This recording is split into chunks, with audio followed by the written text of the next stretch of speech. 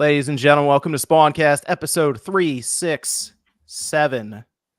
Have a lighter crew tonight. We'll have some people, some guests, I believe, popping in as we go along here. A lot of stuff actually happening tonight with people. So we ended up having a pretty busy week, though. So I wanted to get on here and talk about it a bit because it was quite the week. It was quite the week.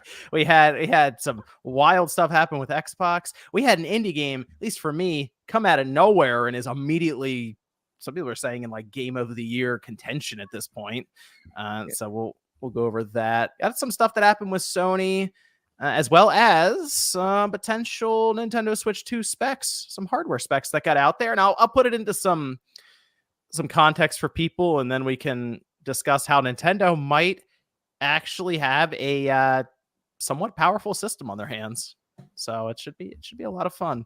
Of course, if you wanted to support the podcast or any of the other shows on the Spawncast Network, head over to spawncastnetwork.com or patreon.com/Spawncast. We have Josie holding up Game and Talk over there with all kinds of cool ideas, because now you guys are, what's your guys' new show you're doing? We do Battle of the Sexes, where it's like me and Celia against RGT and Nate. It's pretty cool. The newest one just went up. We played like Iggy's Wrecking Balls on the N64. That's one of the games of all time for sure. So we did that. It was really funny. They're great videos. You guys should check them out. Very fun. Yeah, it looked like it's having a lot of fun over there. People, the audience really seemed to enjoy it. Seemed to get a kick out of it. So. No, it was great. Nate and I just came up with it one day after we re-recorded the actual podcast. So I was like, let's try it. More of those coming up. Yeah. Okay, cool. Yeah, that's every other week series. I think people get a kick out of that. Yeah, we're gonna have content there every week. So there's either gonna be a podcast or the Battle of the Sexes show. So alternate. It'll be great. A gaming podcast that plays games. Exactly. We have to prove our worth. We have to be like, hey, we know what we're talking about. Well, let me go over here. I do want to give a shout out to some of the producers over on the network. We have Trent A, The Game Orb, Justin Maverick Husil, Mr. Joby, Joshua Butts, and of course, John O. If you'd like to sign up over there, support. Also, check out all the different shows. We did Direct Xbox last night, and then Nate ended up making some of his comments about Perfect Dark ended up making the rounds. So he's out there now. But it's been a lot of fun over there on the network recently. So check it out. Of course, I have Josie with me. Josie, how you doing tonight? I'm good. Happy to be back. I'm just hanging out. I've been playing a bunch of different games. I've been trying to get through Donkey Kong Country 2. That game is deceptively very hard. That was fun to watch. That was enjoyable. I've never been that getting crushed. I don't like get that mad, but like that game brings it out of me. I don't know. Borderline kid smooth in that playthrough was great. I gotta those are some of the bit. best clips from back in the day with Smooth. Some of the best. He set off like his alarm in his house because he smashed his controller so much. That's very entertaining stuff. It was very entertaining. Broke the back off his controller. It sounded like a broken window. Alarm went off. Wife yelling. It was great. It was a lot of fun. Crazy. Yeah, he had some legendary streams with that. Yeah. So that was fun. And we got Evan here, of course. Yep. Holding up the left side of the screen over there. Shout out to Evan. We have we're gonna get some opinions out of Evan tonight. Actually, he's gonna be filling in for. Curious, actually, Evan, your take on a few of these things. Actually, so I think we'll have some fun tonight. We will. I ended up putting out a bunch of topics just based on some of the people that were on the cast, and it's the three of us now, so we'll go through some of these maybe a bit quicker, but. You know what's really cool is the person that I really wanted to be here, Josie, is here because Animal Well came out. Yes. And this is from the publisher Big Mode, which is Donkey's publishing company.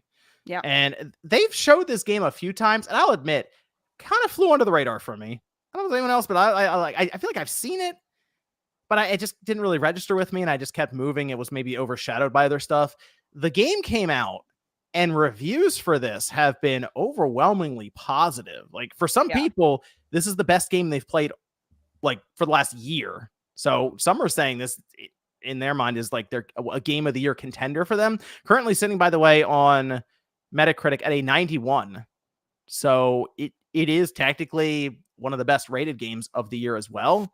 And if you play it, It's a fairly simplistic game technically, but I mean it's like a Metroidvania figure it out kind of game, but the visual style is very different. It's actually hard to describe. Like you need people to just Acid play trip. it.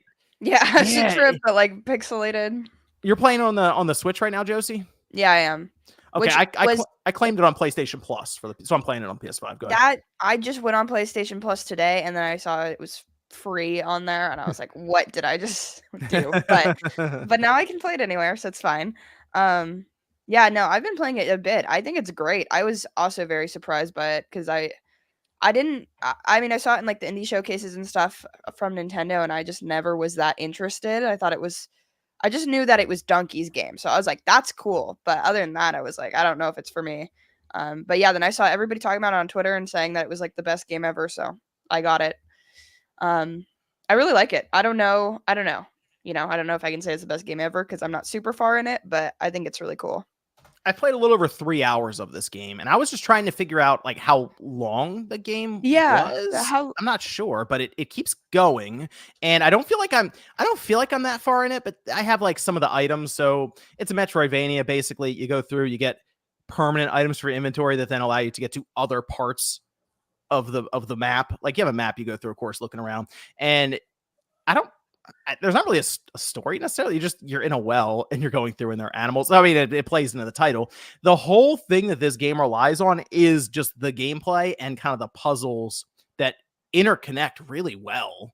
So I'll be on the opposite side of the map and somehow the puzzle ends up bringing me back to a room that I remember being in that I just passed up because I felt like I couldn't do anything there. And I'll just come out the other side. I'm like, oh, this room actually did connect to the room over there, and now I have this item that can then get me to the. So it's weird. It like walks you through it without actually like just telling you how to do yeah. it. It's very interesting the way that it's designed. Maybe I can find a trailer while we're talking about I it. feel like it's Actually. so smart to do a game like that. So then or just at least for me, like a lot of Metroidvanias put me off because it's just like the whole thing is like, oh, it's so great that you're lost, blah blah blah. I don't like being lost. So this game, like where it's not like that, and it's like if you have to move on and skip something, then it like takes that into account, and I think it's great.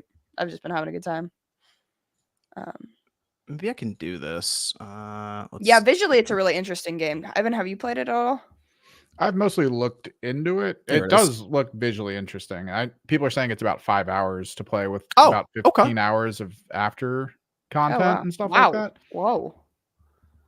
Yeah, so I mean this is the game here. There's really no dialogue or anything to it. It's just it has this very distinct art style. I did turn the scan lines off, so maybe I don't know. Maybe I'm I'm like evil or something. I did turn those off, but the visual style it's so weird. So the way that apparently this worked, the person who made this game, it's one person by the way who made it. That's all, just one person. They did it over a course of 7 years, and in order to get this look, they apparently created their own engine that it's built on, and it's made in layers. So people are figuring out that, for example, if you play this on PC, Evan, and you put it in a window mode and you click the window and drag it around, like just start moving it, like the vines and stuff in the game will start swaying with the window. Like if you're dragging it around, it's so weird. So it's got Whoa. that fun jank, which is sort of what is that? It's there's a bunch of games that come out on PC like that people really get into. Yeah. It has like that fourth wall breaking to it. Isaac, Yeah. because I remember people would tear into the code for that game to find out what everything did, what was added for all the patches. Like people would deep dive that game for everything. Yeah, so I don't know if it does anything like that on the Switch, but on the PS5 with the touchpad, if you just swipes in those lanterns and lights, and you'll knock them around if you want. That's so I don't know if the cool. Switch. I've never. I don't know. You did you try the touch screen at all on the I Switch? didn't. No. I'm curious that they. Yeah, maybe they I have that will. design. That'd be That's interesting. But I like it so far. Maybe as I get further in and I beat the game, I'll look back on and be like, okay, this was a really impressive like Metroidvania. I think the most impressive part is that it gets you through. It makes you feel smart. Yeah, it does. It really, yeah. And it's So- like, and it's not. It's like almost sort of linear too, which I really like. It's just. It kind of is actually. You're right. Like it doesn't feel like at first it doesn't, and then you realize that there is probably a set path to get all the way through it.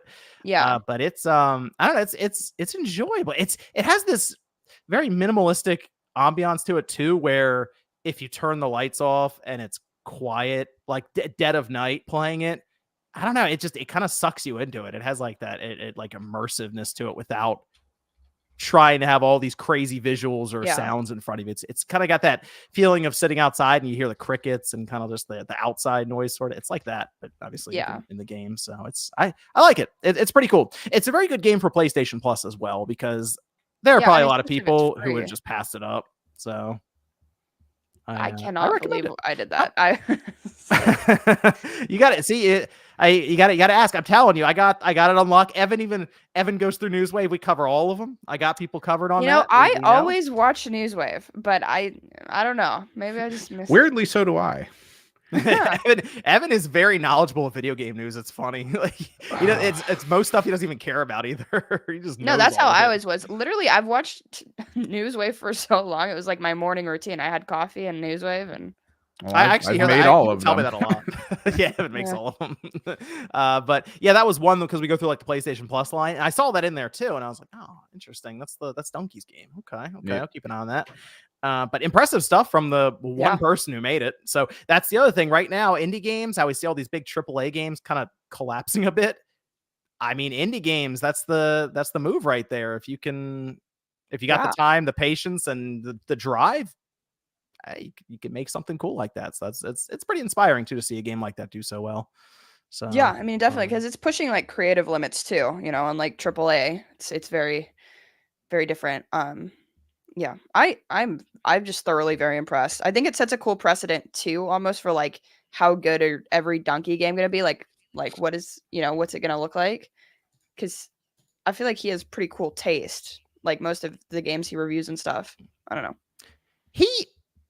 I will say this. He got a lot of heat just because I guess he's trying to do this as a Hey, he got one. He got it. Got the first one is good. So it's such a good game, So I don't know. What's the future gonna look like? Keep an eye on Big Mode. Apparently, if they're figuring it out here with a game like this, who knows? Maybe they'll find another one. Yeah. So it's good stuff though. It's really cool to see that this worked out so well. Yeah. I do want to. So this is a funny one. This is news that just came out pretty recently. I'm not a Lego person in terms of the like the physical Legos. My kids love the Legos. I just buy them because they want them at that point. But I originally thought this story was going to be based on just a Lego set, and it appears to be Horizon. So Horizon Zero Dawn, Horizon Forbidden West, that franchise. I don't think it's a set of physical Legos. I think it's going to be a Lego Horizon game. Whoa. Yeah, doesn't that sound weird? Lego's doing a lot. They do the Fortnite thing now, right? There's a Lego Fortnite crossover. Maybe it was Fortnite. Yep. And it's not gonna be Lego Fortnite, but Horizon skins. I think this is. I feel like it's a Horizon game because the word was that Sony was going big on Horizon to the point where they were going to do a ton of games. And I almost wonder if this is one of them. It might be a Lego Horizon game, and I have no idea what that's going to look like necessarily, but it's an odd crossover, I guess. Well, normally when Lego does something like that, it's because there's this weird thing about copyright, because like a company could own a copyright to something, but then if they Legoify it, it means they can do like a sidestep to get around their ownership of it for like the video game genre. That's what I always remembered when we talked about like the old Marvel and DC games and stuff. I kind of think this is a way for them to also take Horizon and put it in front of like a younger audience. Yeah, like kids. I mean, technically it's not like Horizon isn't a mature rated game. It's also not like, hey, here's something for the 8-year-olds or something like that. So why does this look like two gay dads and their adopted daughter? Like, what are we doing here? Sean's already canceled after the first sentence on the podcast. Just a question. Just a question. Are you at your couch on your Chromebook right now? Sure am. Watching the playoffs, dog. Chromebook? Yeah, that's what I use for like everything that it's not work related. You know, bully him over his Chromebook. Well, no, I thought he was about to like video edit and everything on a Chromebook, which is kind of crazy. Yeah, just press, put friggin' put together, wait 2 days, all good. That's basically your tablet with a keyboard is how you treat it, right? Like, Yeah. That's what I figured. So, well, Sean's here. Thanks for joining us, Sean. Glad I to assume be you here. tuned in, saw 3 people were here. Like, I'm getting in there. Yes, that's exactly what happened. You gotta stop John from focusing on topics. Hurry up. We already talked about Animal Well. I don't know if you checked that out, Sean. You didn't really No. mention it, so I figured you were playing Endless Ocean still. He's actually really busy with Little Kitty Big City. I heard. No, I actually did buy Endless Did- Ocean. Oh, yeah, for From- Celia. No, for myself. What? Yeah, I did like you how think he wasn't greedy?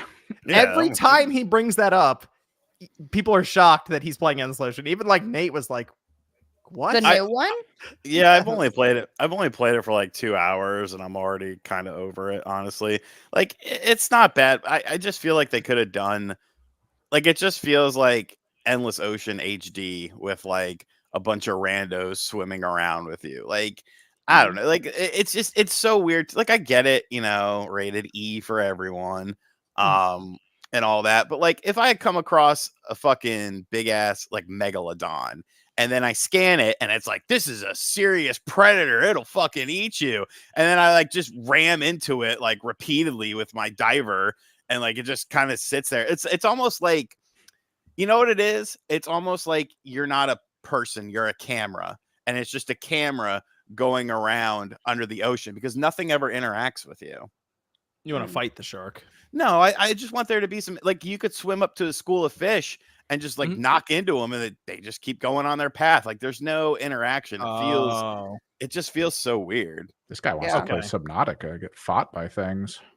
That'd be I cool to see Nintendo's take on Subnautica. Like I get it. You're playing it safe, but like you could do like a fade to black screen if like you get too close to something dangerous. So like, poisonous things in the ocean. Like I just wish there was an element of danger in it, because as it stands now, it's literally just like go into these random things and look around. And it's like, okay, like I guess that's kind of cool, but it could have been more. The only thing I'd be curious about is they mentioned there'd be like mythical creatures in the game too. I'm curious how far they went with that. But Well, no. The megalodons, I mean, they don't really know what it looks like, but yeah, there's definitely, because there's like some like weird caves that you can find. I've already scanned like 1,000 different creatures in the ocean. So I mean, there's definitely been some mythical ones along the way. I know if they'd like, here's the Loch Ness monster or something. That'd be crazy. That would be cool, but it would have to be in a specific place because Nessie's only in Loch Ness. I have it too. We should play online.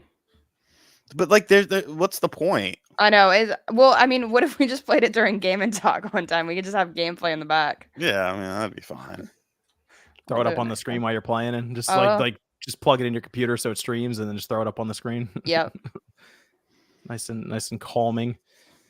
Well, Sean has Endless Ocean. Who'd have guessed?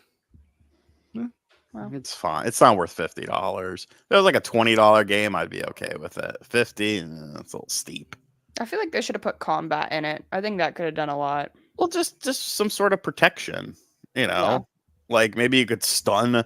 Like, okay, if you come across some big creature, like you could stun it somehow or something. Just add a little element of danger, and I think that it becomes more of a game. It almost feels like an educational tool, which is fine. But when you come, if I come across a big ass shark, I want there to be some sort of element of danger. Yeah. We were talking about the Lego Horizon stuff, Sean. Maybe a game. Boy. I don't know. I know you don't really like. Sean did try to play Horizon, and at one point he sent me a clip of him yelling at his TV. I heard of his attempt to play it. You know what I've noticed with Horizon? Either you're really into it or you just don't care about it at all. Like, it doesn't really seem to be too much of a middle to that when I look online for people who play it. And Sean's just not into it at all. So Aloy is a boring character. I hear that a lot. I hear people talk about that a lot. And so the whole point of Lego games is the enjoyment comes from if you're a fan of the source material. I'll play Lego Batman, I'll play Lego Star Wars, I'll play all Lego Jurassic Park. I beat the 3 different games that are in there, because I enjoy Jurassic Park. But when it comes to Horizon, it's like you're not. I mean, maybe they're trying to reach like a potential younger demographic. That kind of makes a little bit of sense. But at the same time, it's like it's really only kind of for Horizon fans. And obviously, I mean, there are quite a bit of them out there. The game tends to sell pretty well, but not. Yeah, I have no like. And then there's rumors of the Zero Dawn remake. God, the remake because they delisted it off PSN. So it's like, is this a Horizon fucking showcase that you're gonna be doing? Like, if so, no thank you. Well, word is there's some sort of event from Sony this week coming up. That's the word. And maybe this is there. And you're right. It might be an announcement for a Lego game with Horizon. And then, hey, the remake for Horizon Zero Dawn from the PS4 is also coming out. I don't really know why we need that. It doesn't feel, if you've played Horizon Zero Dawn recently, it still is fine. I don't know. It's odd that they would go that route, but okay. I mean, did you play The Last of Us? Did you play The Last of Us 2 remastered? I did not actually. No. Okay. No. I didn't really feel the need to be honest. I mean, I was fine with Last of Us 2 for the gameplay, and then I went back and looked at the update that they did for the PS5, and that put it to 60 frames at 1440p, and I was fine with it there. I don't know. I don't think people are posting those screenshots as like side by side, and I was like, this is obviously gotta be them joking. They're like, no, that's it. So. Yeah, the shadows were a bit different. That's it. I wish we could get Lego City Undercover too. That game was good. Like that is actually a pretty good game. Yeah, the co-op in that was good. They used the Wii U gamepad really well. Yeah. I feel like I don't know. I think I played that on the Wii U. I played that on the. Well, they had the Wii U, and then they had like a 3DS, like sort of pseudo spin-off, and then it came out on other platforms too. But like nobody bought it, which is a shame. They ported it to Switch. It's a fun GTA pseudo-ish game. I might have played it on the PlayStation when it came out there. Now I'm thinking about it. Maybe. I know I played it in co-op. Actually, no, like 2 years ago, I think I played it in co-op. I think it's on PlayStation Plus. Oh. The thing that's cool about Lego games is that they are pretty good for co-op. Was the Wii U pad, was that for the map? Was that what that was used for?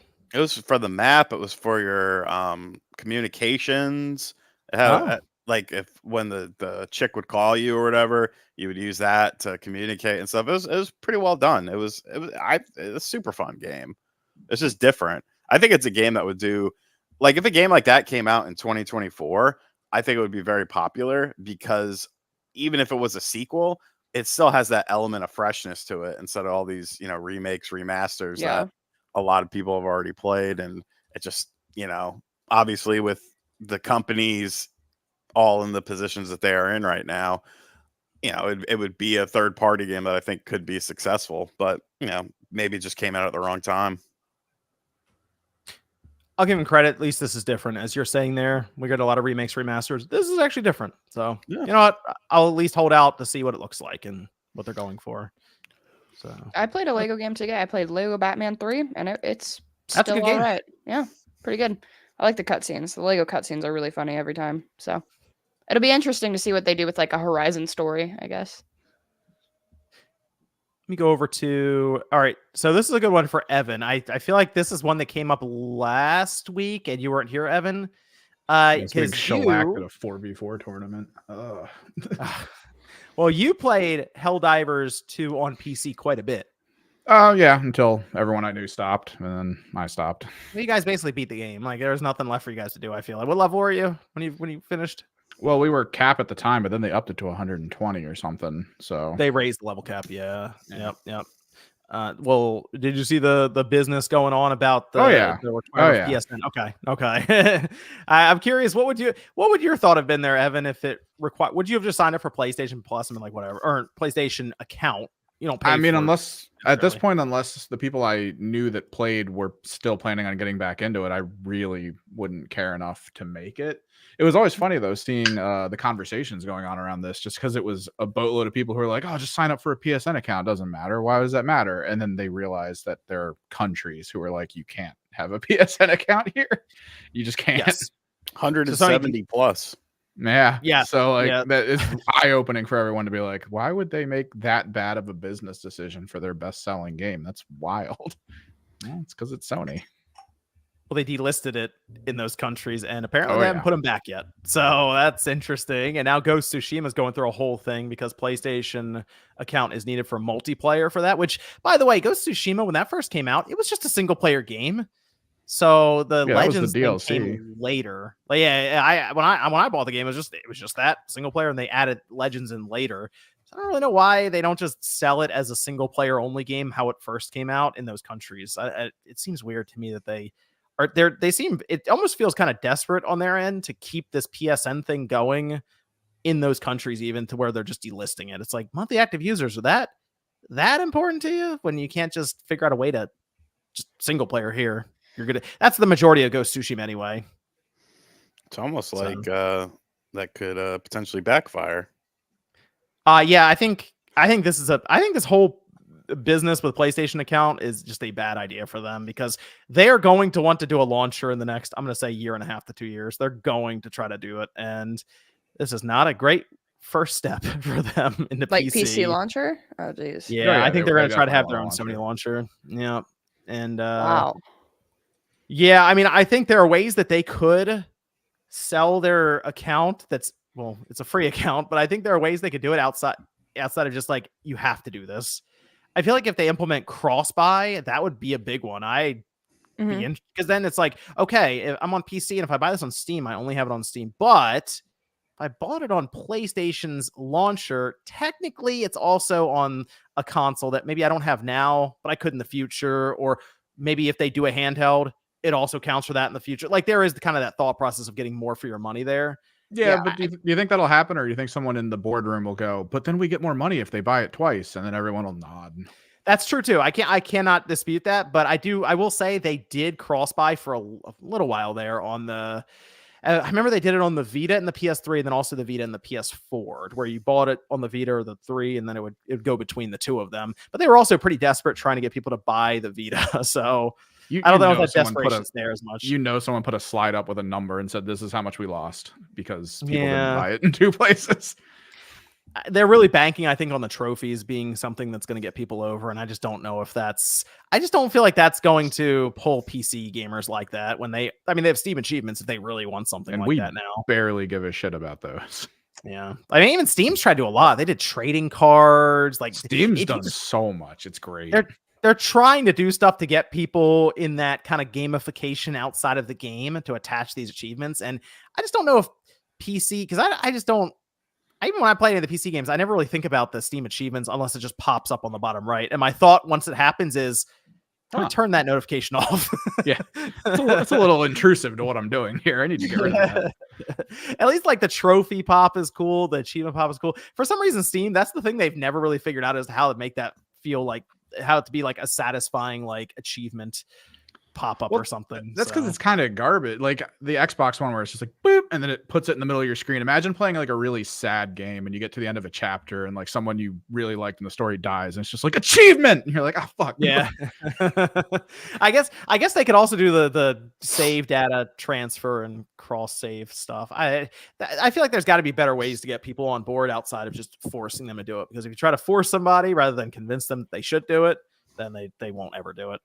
So be very resistant. People were very resistant to Steam when it first showed up. Now everyone loves it. So Yeah, it's a little different though.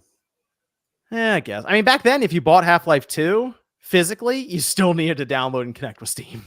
It was really Yikes. annoying. Yeah, that was a whole thing back then. So, well, they got it figured out eventually. I mean, they built a good platform, so that helps. So, There was a period in my life where I only wanted like Steam games and like completely fell off of console. I was like 13, I think, and I just got a MacBook. Subnautica. You can't play much on a Mac though, but No, I played all the Portal games and Subnautica for like $10. it's a solid combo. So it's pretty cool. Macs have gotten a little better with their new M chips, but they still need to figure out ways to get stuff ported to it. Yeah, it's but like they're the pretty good. support isn't.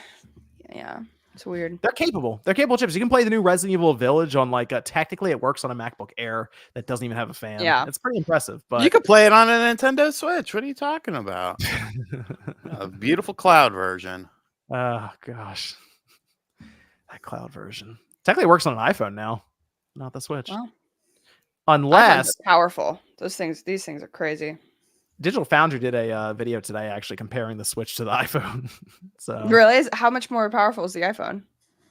they're pretty close, and the iPhone doesn't have a fan, so I was a little surprised. It's one of those things where it's like, geez, we really are to the point where phones are just overtaking the Switch completely. So I mean, the technology's nearly 10 years old in the Switch. What do you expect? That was cell phone stuff back then too. Yeah. I mean, but here's the good news. We're within 10 months of the next system being revealed. Within 10 months. We had their financials come out, which the console's now over 141 million sold. 13.5 million is what they're expecting this fiscal year, which would actually place them as a little above the DS. So it would make it the best selling Nintendo system of all time. But the thing everyone cared about is Furukawa showed up on X. This is Furukawa. Yeah, Yes. It sounds like it's bad news coming. It's like I just envision that it sounds like they walk into a room and announce themselves. That's how I read it every time. And it said, hey, the next system is getting revealed this fiscal year. So we have until March 31st, 2025 for them to do it. And there's a Nintendo Direct next month in June, but it will not be mentioned at all there. So they just shut down those expectations. Well, there shouldn't be crystal expectations. ball. We'll just have the Switch logo on it this time. There shouldn't have been when have they ever talked about hardware at a direct? I mean, no, but have you seen the YouTube, like the, I don't know, they're going to grab at anything. Holy shit, we got to talk, 70 million videos.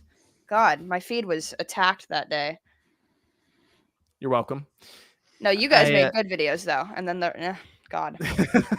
I also made a video, to be fair, so, I understand. But I didn't make a video. Evan. Yeah. Either way, the Switch 2 coming up this fiscal year. Next month, though, Direct, as expected. E3, not E3 time. Probably second week of June, maybe it'll happen. And, of course, people were talking about what could be there if it's not Switch 2. Remasters, remakes, anything you guys want to see? Anything you guys want to see there before we discuss some of the Switch 2 specs? I think it's time to bring them back. Rusty's Real Deal Baseball, baby. Come on, let's go. It was That'd a be classic. awesome. That'd be super cool. All right, that's fine.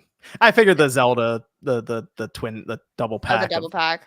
Wind Waker. I mean, we've heard so many times. Are we gonna let the leakers take a victory roll on that? Because it's been so long. Yeah, which ones? The ones from 6 years ago who were telling us something new was happening? I feel like it's been just so long, and it makes sense to have them on there considering every other Zelda game pretty much except for DS and 3DS is on there. Is that really a victory lap? I don't think it is. I think there needs to be a cutoff time with this sort of shit. You're not gonna give MVG any credit for Banjo if it's announced in 2.5 years? No, because I mean that's there could be a new Halo, or there could be a new Gears of War. It's like, wow, really? A company making a game based on a franchise that they usually make games about? Wow, you knocked it out of the park, pal. I feel like the only notable leaker, right, is Pioro. You mean Nate? Well, yeah, and Nate, but Nintendo. No, they're the same person. Yeah, Nate is Pioro. Pioro is Nate. Oh, my bad. We were talking about that all the time. Sometimes Pioro would say something, and I'm like, Nate, you gotta stop talking like that through PR. Stop referring to yourself as one on the Pioro account. That's where he tests the waters a little bit. Before revealing it in Game and Talk, check it out. One of these days, he's going to accidentally respond as PRO, but in his other Twitter account and mess everything up. He's going to at you specifically asking a question or just being in a reply. It's like, oh, yeah. Well, we got the Nintendo World Championships coming up in July, which I did manage to get an order in for the physical copy. Really? I tried so hard. Yeah, I did too. Yeah, MVG told me that it was there, and then I saw Brian Altano like link to it immediately under my Well, comments. see- I went to it right away. See, I saw him say it was on GameStop, but it was sold out. But I found it on Best Buy at the same time. Okay. Did you okay. get one on Best Buy? Yeah, I got one on Best Buy. God, I didn't think about any of that. I just went to the Nintendo thing and I was like, what the hell? Where is it? And yikes. That gold cartridge is what got me. That's what I wanted. I mean, it's a nice looking physical edition of it. So I mean, it'll be fun for what it is. It'll work really well for you guys for like the Battle of the Sexes game. That's like a true. perfect one for Yeah, you that'd be guys. cool. Yeah. So it'll be fun just to have. I don't know. I mean, they do 8-player apparently still on the same screen for that. So It's so random to me though that they didn't like that's not in the direct. Like, what do you guys think? Well, and that's their July game. Oh yeah, that's Yeah, a true. little bit So of they a would lead have up. their direct, and they're like, "This is out in 5 weeks, and we're going to do a physical copy." And retailers would hate them for that. Yeah, that's fair. I remember Nintendo back then; they gave us 6 weeks cutoff for our pre-order numbers. Okay. So it'd be like a month and a half before this game comes out, and you tell us how many pre-orders you guys have. So we'd have to go, and that would to the wholesaler, who then also goes to Nintendo. So that's a whole thing there. But I figure that probably was just within that like 5 to 6 week cutoff. Where they're like, let's just do it now. It would either be that or what they did with Prime Remastered, where it's like, here's the digital, physical later. Like, I think that shit is dumb. Yeah, that is kind of annoying. So that maybe they just didn't want to go through that again, and it's like, it's Nintendo World Championships, whatever, drop it on, which it's still sold out. So I guess it worked either way. But I mean that Metroid Prime 4 if Metroid Prime 4 is not here, I feel like that's a problem. So you close out the direct with that. Comes out this holiday. Does Do you it, think though? it's gonna be cross-gen? I think it will get, to my understanding, there's only a Switch version of this game right now. That's to my understanding. So there is no next gen Switch version that's like one of the SKUs or anything currently. I think it's an update for the next system. So I think they'll get Retro put out some sort of patch if you have the new system, and it's I don't know, upscaled 4K, Free ray patch? tracing. I'm gonna say yes. Ooh, I know. I'm that is gonna a- say that is a the only bold thing that trips me up proclamation. about this, Sean, is I feel like they want more $70 games, and I feel like that's one where they put in the eShop for $10 for the upgrade, and they call it something else. Not an upgrade. They call it like deluxe edition or some weird thing where it's like if you have the cart or the digital download, you can also get this. I don't know. It's Maybe a just, little skin, a new skin. the for Samus. only reason though I would look at this as a free upgrade is because Metroid Prime 4 is kind of a special case scenario where they legitimately messed it up, and it's taken them so long to get this thing to market that I feel like that is almost like a, hey, sorry about that. Here's a little upgrade if you buy our new $400 console. So I don't know. It's waited all generation for it. It'll be good to see it finally. But that's the big one, and there should be a new Fire Emblem game as well. Good. It's been way too long since we had It's been a whole new Fire year. Emblem game. Yeah, well, hey, You think it's intelligence. gonna be another systems can move. Warriors? Oh no, I think it's just new Fire Emblem game. Wow. Yeah, Wow, that's I think it's crazy. another Fire Emblem game. So You know what? Yeah, I think Engage was actually really good. I think it's like a remake or something. People haven't talked about it. I've heard about it. It's been kicked around. I'm like, I guess I'm not as into Fire Emblem as like OJ, for example, would probably be able to tell me what it's a remake of and stuff. But Is it? It's I think fine. wasn't it rumored to be one of the 3DS games? I thought it was rumored to be the GameCube one. Oh. Oh Was yeah, it? you're right. Like the first one that came over to the US or something, right? No, that was Game Boy Advance. The first one came out on Game Boy Advance for the States. Well, you know what I would like to see? I'd like to see them, and this is such like the monkey paw moment here when I say this. I would like to see Mario Baseball just to round out the sports games. Oh, you will. But I know how they treat these sports games, and they're going to Oh, give yeah. me the Mario Baseball, but they're only giving me half of Mario Baseball at first. With We a get the million rest of it over the power-ups course no of a one year and a half. asked Yeah. Yeah, and like I would like to 3 see that. stages. Yeah, Or that's my diamonds. thing. It's like maybe they've held it this whole time and they've been working on it and it feel like a complete game. I'm not counting on it though. It's gonna be I'm not buying Drip it. feed. You know what? Roadmap. If they put motion control in that thing, I don't even care. I'll probably buy it. I feel like that'd be so fun. With like the Joy-Con. Okay, yeah. You could swing it like a bat. Like I'd love that. Correction. It's a Super Nintendo game, Fire Emblem 4. Thank One you. of the Japanese only ones. The chat is not happy with our Fire Emblem dropping of knowledge. Sorry. Thank you. Just a girl. I don't know. It's they said it's on the SNES. Wouldn't that be the FSC, the Super Famicom? Gotcha, chat. Mm. And y'all watch this, man. He berates you and you watch him. Crazy. I would like Mario Baseball. I think it'd be fun, sure. And because I was thinking about, like, do you remember the bigs on the Wii? That was when I really remember with the motion controls, and it was one of those things where you'd swing and it was super delayed, and you just stand there and wait to see if you had a home run. That was fun though. I don't know, different times. See, now they've said this about the Switch too. People are gonna be like, "Yeah, cool, Direct," but in the back of their mind, they're gonna be like, "All right, when's the next system? How much longer till after this Direct do we see the new system?" So, either way, Direct At coming least we up got next some month. Concrete evidence. I think it's huge win. Yes. We can actually. Hey, you actually talk about the Switch too, and people aren't annoyed because the president of Nintendo said it. So I finally made a Switch. I have not talked about the Switch 2 in like a dedicated video on my channel ever. So I was like, here's the time. Popped your cherry. Well, along with this,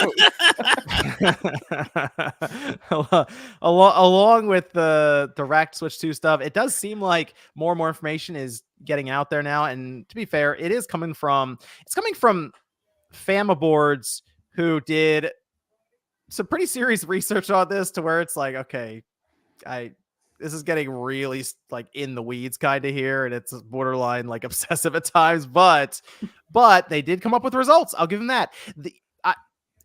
They have been on this thread because it predates fanboards. It goes back to like Reset era, and then they carried it over to there since 2018, I think. So, and it's always been about the next system, whether it's a Pro or a Switch 2. So they are very close to the finish line right now. So shout out to them, I guess. They've stuck with it this whole time, and now they have results because they found a lot of the stuff in shipment. So information of different materials and things being shipped between like Nintendo, Nvidia, to these different factories, because they do eventually have to manufacture these things. And while we have an idea as to the chip that's going to be in it, this has been discussed for a long time. People have actually kept up on Linux updates to figure this one out. But with the shipment information, it kind of gives you an idea as to what parts are going to be used since they're sending them out. And the biggest ones that people looked into that do give us an idea as to some of the capabilities of the system: 12 gigabytes LPDDR5X RAM, 7500 mega transfers a second, puts it like roof 120 gigabytes a second for memory bandwidth, which, if you want to compare it to just the Switch now, a little more than 4 times that amount. That is the biggest weak point currently of the Switch. So that is actually very good news. And the storage, 256 gigabytes UFS 3.1. Again, if I put this in the context with something like the Xbox Series S or the X, a little slower, not by much though, like a hair slower. So what this means to me, looking up and down these specs here, this is a significant jump over the current Switch, like quite a bit, to where it will feel like a generational leap. Now, I don't know if it would feel as much of a leap if it was from the Switch, a Switch Pro, quote unquote. So looking back on it now, the fact that while we're in the 8th year of the system now and it's still rolling, I think it is probably a good thing Nintendo just went to the next gen hardware and didn't try to do that Pro, now that I'm looking back on it. That said, we're close, so maybe that makes it a bit easier to say that, because the current Switch needs help. It really does. And I'm glad to see this. Now, the thing that's very interesting about this system, it's going to be hard to compare to AMD stuff, which is what's in the PS5 and the Xbox Series. But it's been suggested to me that people might be surprised at, for example, the ray tracing capabilities of the system. It could have ray tracing ability similar to the PS5, which would be very weird to see that in a handheld. but it should be stronger and more capable than the current Steam Deck and the ROG Ally, I would say, if I had to take a guess. But I am really curious to see what Nintendo gets out of this thing, and I hope they do eliminate load times. I don't know if any of you guys noticed this, going from the Switch to the PS5 or the Xbox Series, like for load times, but it really sticks out to me now when I go back to the Switch.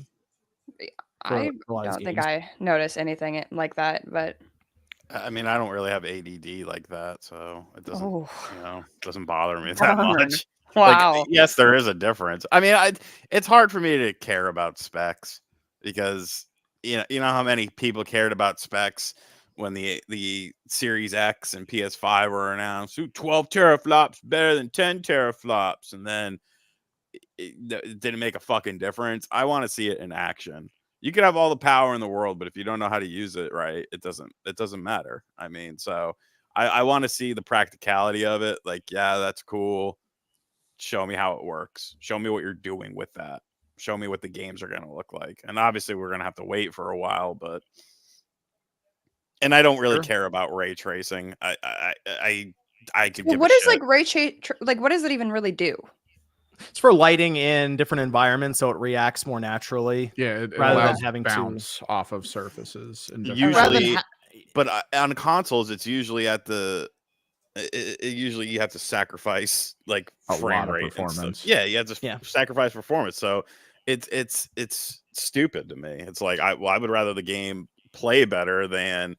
Ooh, look at this lighting. Look at the way it's it like that bounces. fucker, But that motherfucker on the Wii. Remember him? Or was it the Wii U? The water guy? He'd always review the water in all the games. No, yeah. That dude was cool. But that's the thing. The bounce isn't just light. It's also reflection, as people say in puddles, but they also have sound as well. So you could actually technically do bouncing audio in rooms to try to make it sound as realistic as possible. Like spatial shit. Yeah, so that's the thing that's so interesting to me is Nintendo is one of those companies that will get weird with some of this technology. So I'm curious to see what their developers come up with now that they would have a machine in front of them that can actually do these things. And the problem we have with ray tracing right now is, one, as you mentioned, Sean, the performance takes a hit when you use it. But two, I feel like most gamers still have to have it pointed out that it's on. Like they have to be told that there's ray tracing in this scene. Like NVIDIA has tried to show it off in the past, and in their very basic examples of shapes with light being thrown on it, they're like, okay, I see it. But then when you play like Battlefield or something where it's fast moving, or you can even say if I don't know what Cyberpunk, it looks better, but I don't know if people go, oh well, I mean, yeah, obviously I need to have that on for a hit to frame rate that's like, oh, now this thing runs at 20 frames per second or something on my GPU. So right, it's a trade-off that I'm not interested in. That said, Nintendo turning in a system that can say do 4K upscaled is I think intriguing to a lot of people. So I'm sure the Pokemon company is gonna knock it out of the park. Oh gosh.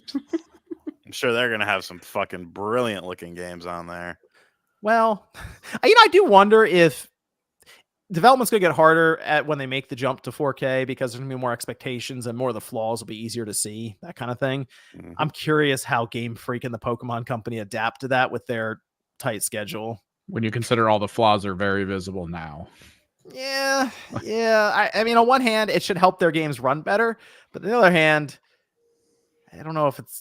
They should don't just seem embrace like they it. adapted well to HD. They should just embrace it. Put out trailers with the bugs in it and be like, check it out. It's funny. Embrace the jank. Yeah, go with it. Well, it's worked for them thus far. So, I don't know. Scarlet and Violet are almost the second best-selling Pokemon game of all time. Those games are good if you get over the jank, but the jank is abundant. So, if the jank wasn't there, it would be a much better game, yes. And the bugs and the crashing and all kinds of madness. So, yeah. The patch is coming. Let me go over to some of the super chats here, and then we'll talk about Xbox's week, which was a week. Shout out to Noah McMillan, new member. Shout out. Mr. Joby says, just bought my tickets to too many games. Excited to go. Any tips for a first timer P.S. I'm not a Patreon producer anymore. Please stop shouting me out. I'm a fraud. I got you, Mr. Chovy. The too many games though. If you've never been, I guess my biggest recommendation is to, when you first get there, just kind of make the rounds before you spend any money. Yeah, if you've never been to a convention, the people selling, they want to get rid of that stuff. So the longer it sits on their shelf, the lower the price will go eventually. Usually what you want to do is find the one thing you really want and then maybe pick it up just in case someone else is going to grab it. But then all the things where you're like, maybe just wait, get 30-40% off. It's fantastic. Also, I know it's exciting to see, people go there for all the different games. I think one of the more interesting parts about a convention like this is some of the more unique pieces, like the memorabilia, or like there are some really cool like pieces of art and stuff that's done there where you can put in a game room that they're handcrafted, and like I'm trying to remember his name. What he was there was one section there where they took old NES cartridges like that were defective or whatever, and they removed the circuit board and they installed clocks in them so you could hang them up and it was like a clock. Yeah, see, it's like stuff like that. It's kind of cool, right? And it's different. So a lot of that stuff will be there. That's usually I recommend people to look into because it's more of like a unique piece you can remember your time there with. So, or just buy games. That works too. That's my recommendation though. Look at everything before you spend any money. Make a couple laps before you do any of that. So, and also Sunday is when everything's cheaper. Mighty Ryan says, the gaming industry is cooked when even the Spawncast had to do layoffs. Future Millionaire says, have a good weekend, everyone. I'll listen to this on Monday when I get back to work. Schwa says, thoughts on the CSM Codex? Chaos Space Marine Codex. I mean, I'll talk about it on stream. I don't really know if it's worth talking about it here among people who probably have no idea what I'm talking about. It looks good, though. I might pick it up. Oh, okay. Okay, when are you streaming? Mondays, Thursdays, Fridays, usually at noon. You streaming this? No, not this. Just stream. You're going to talk about the Codex there. Yeah. Thoughts on it. Okay. That's what I was doing painting? I do tons of painting. I'm just talking about stuff, shooting the shit. Where's you got one of your figures near you? I can try to present what we were. Hold it up. Well, no, I might. Hang on. No. Is it like D&D figures? Video file. I have no idea if this is going to work. No, well, no, not really. Like minis? D&D stuff. Here we go. Oh, that's upside down, and I have no idea why. That's rad. Yes, we did that this week. It looks cooler upside down. Yeah, anti-grav, It's, like it's very weird that it's upside down, but yeah, we just do fun stuff. Is that up on your channel too? Yeah, I put the stuff up. Do you hand paint those? Yeah, those are all hand painted. Damn, Evan, that's crazy. Yeah, look upside down. All right, go check it out on his channel then. I guess talk about CSM Codex Monday. Yeah, Chaos Space Marine stuff. We can go over it. Okay. Michael says, I'd make a PSN account for Demon Souls. Okay, here's the real question. Sony announces this week coming up on the showcase that Bloodborne is getting a full-on remake. It's coming to the PS5 and the PC, but you need a PlayStation account to play it. Who's signing up? I gotta call out people on that. B says, Evan, did you try WoW SOD at all? For me, Season of Discovery. No, WoW was best for me when I had the group that I played with, and most of them aren't playing anymore. I've watched people play it, and it seems so soulless that they just get into looking for group channels, run dungeons, don't talk to anyone. It's not what it was, and I'm not interested. Lotan says, John, when will you cover the new exploits for PS4 using just Wi-Fi all the way up to 11? Cheers and enjoy you all. I've actually been looking into that quite a bit, Lotan. I think you're gonna see MVG talk about it a little bit, but I wanted to exploit the PS4 Pro. I think that's what I'm gonna do. But what I wanted to do was use a Raspberry Pi as well, and I had kind of a plan for that. So I am working on ideas around making that happen. I kind of wanted it to be internal almost, but I might be able to keep it external and cover it up a little bit. That is a plan though. I gotta finish my video for the Game Boy OLED for tomorrow. That's my plan there. Christian says, come on guys, please remember that the rumored Fire Emblem remake is Genealogy of the Holy War. See, OJ would have corrected that. The Super Nintendo Fire Emblem title. Super Hey, fan. Christian. Get him. John Harrington says path tracing in Cyberpunk is insane. I hope the tech can evolve in its efficiency so that it's a toggle for devs to slash time spent on making a game. That'd be nice if we get to the future where it's just, I don't say it's free, but it's very it does not affect performance like it does now. So Andy says, hey John, want to ask, I fixed the GameCube, new thermal paste cleaning. How long will I get out of console with care? For a GameCube, the GameCube itself is pretty solid. The only thing that would really go wrong now then would be the laser. Like those lasers will die over time. But if you get SD card loader, replace it with that, it'll be good to go. Pico boot. That's the move. Perfect Image says, have you guys finished Rise? I'm on chapter 3. Xbox reminds me Windows Phone. If Sony separates Paramount as a whole is not logical, right? So there's 3 parts to this. Kind of want to decipher. I think the first question is, Giving me a have you guys puzzle, finished sir. Rise of the Ronin? They're on chapter 4. I've not finished Rise of the Ronin. No, I've not finished that. I have Still not working on played it. Still working on it. I think I I'm want working to on play Stellar it. Blade right now. It's cool. It's I don't know if you play. You probably haven't played Way of the Samurai. It's or Tenshu. What would I compare it to? Neo? Have you played Neo? I'm pretty uncultured when it comes to games What that aren't. open world This action? is games good, have you actually. I played? don't play open world action games. They get too overwhelming for me usually. I think you would actually like Rise of the Ronin then.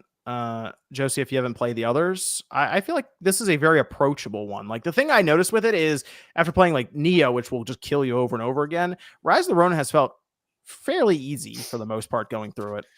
But We think you need an It's, easy game, Josie. It's because I'm a girl. no, well, No, I would she's no, not I would say Donkey Kong Country Tale. I would say Elden That's Ring is a lot easier than some of the other Souls games just because it's open world and you can leave and just go level up. Whereas the other Souls games, it's like now bash your head against the wall for the next 4 hours trying to beat this one boss.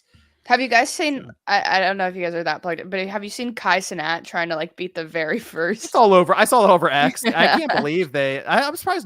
Did no one in chat tell him to just walk around the first? That like, poor boss? guy. Just That go like to so his brutal. house? I respect it. He finally beat the motherfucker. Oh yeah, He did. He did. made a did. very entertaining stream out of it too. So I give a lot of credit to people who we'll be play all right. Souls games on stream because that is you're already dealing with chat and those games are already brutal. So yeah. So imagine That's me a with whole Donkey Kong Country too. Like it's crazy. It's been a wild ride. The next part is Xbox reminds me of Windows Phone. Windows Phone. Because they gave up on What- Windows Phone because they everyone did give thought it up was on Windows garbage. Phone. Yep. And now Microsoft wants to have an app store without having the phone. So So There you go. that's why it reminds him of the phone. And then if Sony separates Paramount as a whole, It's so not that's logical. a thing. It's not, and then it's just not logical. to separate, That- because Sony's that's trying to their make a opinion. bid for Paramount. Well, because They're trying to partnering acquire with Apollo. Paramount. with Apollo. So they're coming together. Apollo Theater. And no, it's what's the firm called? It's Just say money, people. I mean, money. basically that's what it is. Sony, Apollo, Paramount. Yeah. Okay. So Apollo is there's like a whole. That's fine. It's just I'll just say Apollo, but they're basically coming together trying to acquire Paramount. And it's funny because obviously Halo's on Paramount, but they're trying to acquire them, and the idea is they might have to break up certain aspects to make it work, like That'd either be crazy, 'cause money-wise or with regulators. Paramount owns like Nickelodeon too, or part of it. Yep. Yeah, so that'd be a crazy acquisition. Remember the Krusty Comedy Classic at the Apollo? It didn't go well for Krusty. Another me question. Thanks, Sean. Coke Slurpee says, Evan, have you jumped into Warhammer: The Old World yet? I'm making Age of AOS Sigmar. Marathon minis into have not done Wizardman Old and also World, started but Bretonia, having a blast. yeah, haven't done Old World, but I am getting ready for the launch of the new rules for AOS. They seem interesting. Kind of into that. Oh, hey, people need to go over and check out your channel too. Then seem into it. Okay. I like this game. Says, remember how cool parallax scrolling was coming from 8 to 16 bits and how I never saw much of it while playing because all my focus was on the moving character. Ray tracing is even less noticeable. Parallax is still cool. It's Yeah, parallax. it's fucking. It's when there's multiple layers and they move at different speeds to make things look 3D. Oh, that is cool. That was She's weird for the Super Nintendo. It was like, oh, what is going on here? Oh yeah. Mode 7. That was like you'd be above like the plane. Yeah, it was under you at an angle and it was going. Yeah, Yeah, it's crazy. that was weird. Nicholas says, "Hey John, I got a launch PS3 console with only about 100 hours on playtime. Wow, jeez. I will replace the thermal paste. Are there other things I should do? Wow, only 100 hours of playtime on that thing? That's pretty low. I mean, thermal paste is the obvious one. If it's that, 100%. if it's really that well kept, that's probably the major thing you have to do. Keep it on the fan because I don't want to tell you to delit it if you don't have to. You might have to. Yeah, big thing is that's not also fun. the power supply you have in it. You really have to pay attention to those as it ages because the metal ones would get like cindering hot. Remember that? Where we would touch those and it would burn your skin. It was crazy. You might be able to, because we found out that you can actually go to one of the newer power supplies from like the second run that had a plastic bottom to nice it, but plastic still kind of a metal top. Super cool. Yeah, they would run a lot cooler. Yeah. Those would work well to change them out. But I would start with thermal paste and then kind of go from there. Get a nice one too, like some MX4 Arctic Silver or something like that. That one, don't get like a cheapo brand because the PS3 will test it. Absolutely will. Okay, let's talk about Xbox. They are thriving.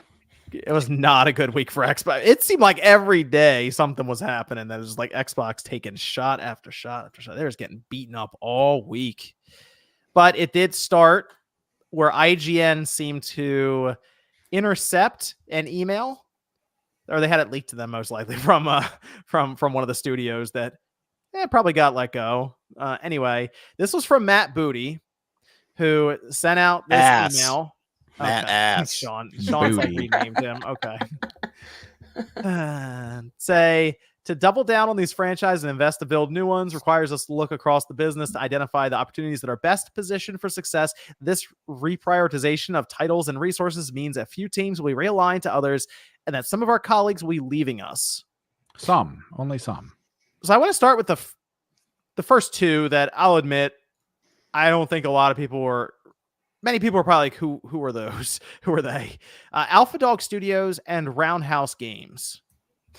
I want to mention that in this email, which, by the way, this is an email that was sent out to tell many people that their studios were being shut down or that they were essentially moving to another division. Some of these were just, okay, we're merging you in.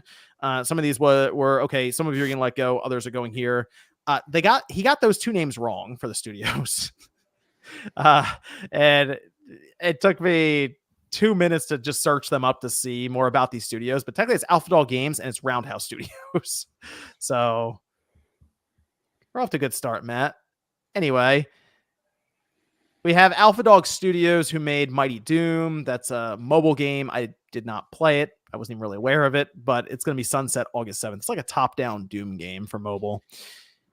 As for Roundhouse Games, they mostly worked on Elder Scrolls Online. They're just merging in then to the parent studio then with ZeniMax Online Studios. So Roundhouse Games isn't necessarily being shut down as much as, hey, we're just changing the sign on the door basically for them.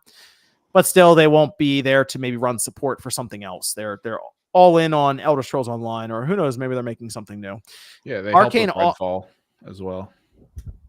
See, that's the problem. They help with Redfall. Redfall took them out. It's Thank over. You. Yes. Over Redfall.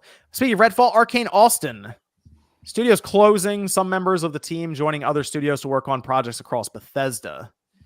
The DLC, because there was promised downloadable content for Redfall, is not happening. And essentially what they're going to do is they said a make good offer, which sounds like they're going to refund people who bought it. I also want to point out that there was a report that there was apparently the people at Arcane Austin were working on an update for the game the day this email went out. And it was part of an update that would grant this game the ability to play offline. So it would not need an online connection. It does not seem like that update's going to happen now. So Redfall will forever be tied to a server, an online check, barring some surprise update in a few weeks, because that's when it was scheduled to go out. So it seemed like people at the studio had no idea this was happening up until like legitimately this email went out.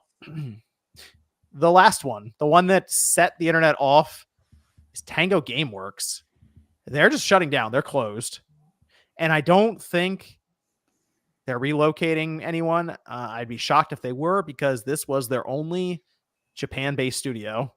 So unless people there are leaving Japan and flying different parts of the world to stay within Microsoft, which I don't know why you would at this point, I don't think so. I think they're just shut down and they're going to go look to work with maybe Capcom or Bandai or Nintendo somewhere else. And that pretty much does it for those 4 studios. And I look down this list and I feel like people could make the case for Arcane Austin to me. And I'd be like, all right, Redfall. Yeah, we've already talked about many times. One bad game can sink your entire studio. And there was word that about 70 to 75% of the original staff who started the game ended up leaving throughout it. And it was like completely different studio now. It definitely seems like Microsoft failed Arcane, as Phil Spencer mentioned that interview a year ago on this one. Because that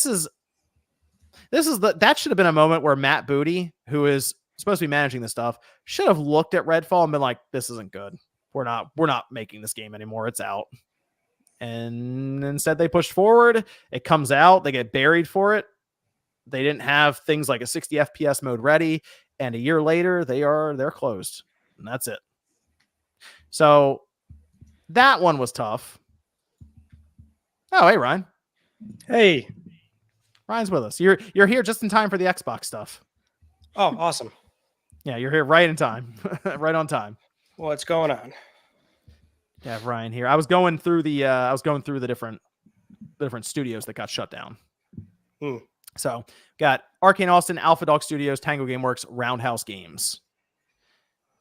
I was starting with Arcane Austin because Alpha Dog and Roundhouse, I don't know if people are as invested in those as maybe Arcane and Tango. But Arcane Austin, they had apparently pitched the idea for a new single-player sim-based kind of game similar to a Dishonored, maybe even a follow-up to Dishonored, a new Dishonored game. And apparently they said no and said shut it down. Any thoughts on Arcane Austin getting shut down? I mean, what's sad? It just shows you that Xbox is not a properly ran company. You need the people beyond everything. Where the fuck is Phil Spencer? That motherfucker hasn't said a goddamn word about all of this stuff. If I'm Microsoft, that's who I'm getting rid of. I'm getting rid of fucking him, Booty, Bond, all them motherfuckers. You all failed this brand. What you tried did not work. You obviously aren't leaders. You know, you could be a good boss while still being like, hey, what's going on with this project? We need, what's going on here? Why isn't this working out? What do you need? What can I do to make it better? It just seems like a weird culture there where it's just like, and part of it is to blame that they probably did get spread a bit too thin. But at the same time, it's like you still have to have accountability. And that's the problem with all of this shit, is none of the higher ups are taking accountability for this. There's absolutely no reason that Redfall should have came out in the state that it did. The only reason Redfall came out in the state that it did was because Microsoft. They got him again. I think Sean's walking away from his Wi-Fi router. Right when he was about to lay into him too. He was. They came for him. Do there, Sean? Right, he's probably just going on and on and on right now to a microphone that's not listening. I just picture him in his living room on his couch, just like with the hands moving and stuff. Got so angry he blacked out, just fell over. I muted the mic when he was slamming. Well, I will tell you this. Myself, Sean, Nate, MVG, we all beat Redfall. And as we got further and we got about 3 hours into Redfall, I started to notice something. So when the achievements pop up, they tell you the percentage of people who also have that achievement. Got to the We went 2% marker. We went from 10% at the beginning, which you get in like the first like 10 minutes of the game. It's like, hey, congratulations, you press the start button. To, and I'm not even kidding, like 0.2% just 3 hours into the game. By the time we beat the game, it was like 0.1%. It was Is RGT in here twice? We've cloned Yeah. him. I think he probably went to his computer. What? All right, so We just gotta give him a sec. He'll be back. He's gone. Okay, he'll find his way in. We quickly found out that the game was just not very good, and that other people also thought the same thing. So Arcane Austin was basically asking for, hey, give us another shot. It'll take us 5 years to make this game, and I guess Microsoft said no, and that was it. Yeah. So I feel like you could convince me or explain it to me. I'd be like, okay, you know what? I get it. It's not great. I understand. The one that confuses me, and I'm still searching for answers, and I was talking with Nate forever last. We were trying to figure this thing out. Sean's back. How long did you yell at your laptop before you figured out you weren't on anymore? I heard you say that. Oh, okay. It was like I was walking away from my route. I'm on the couch watching the playoffs. Okay.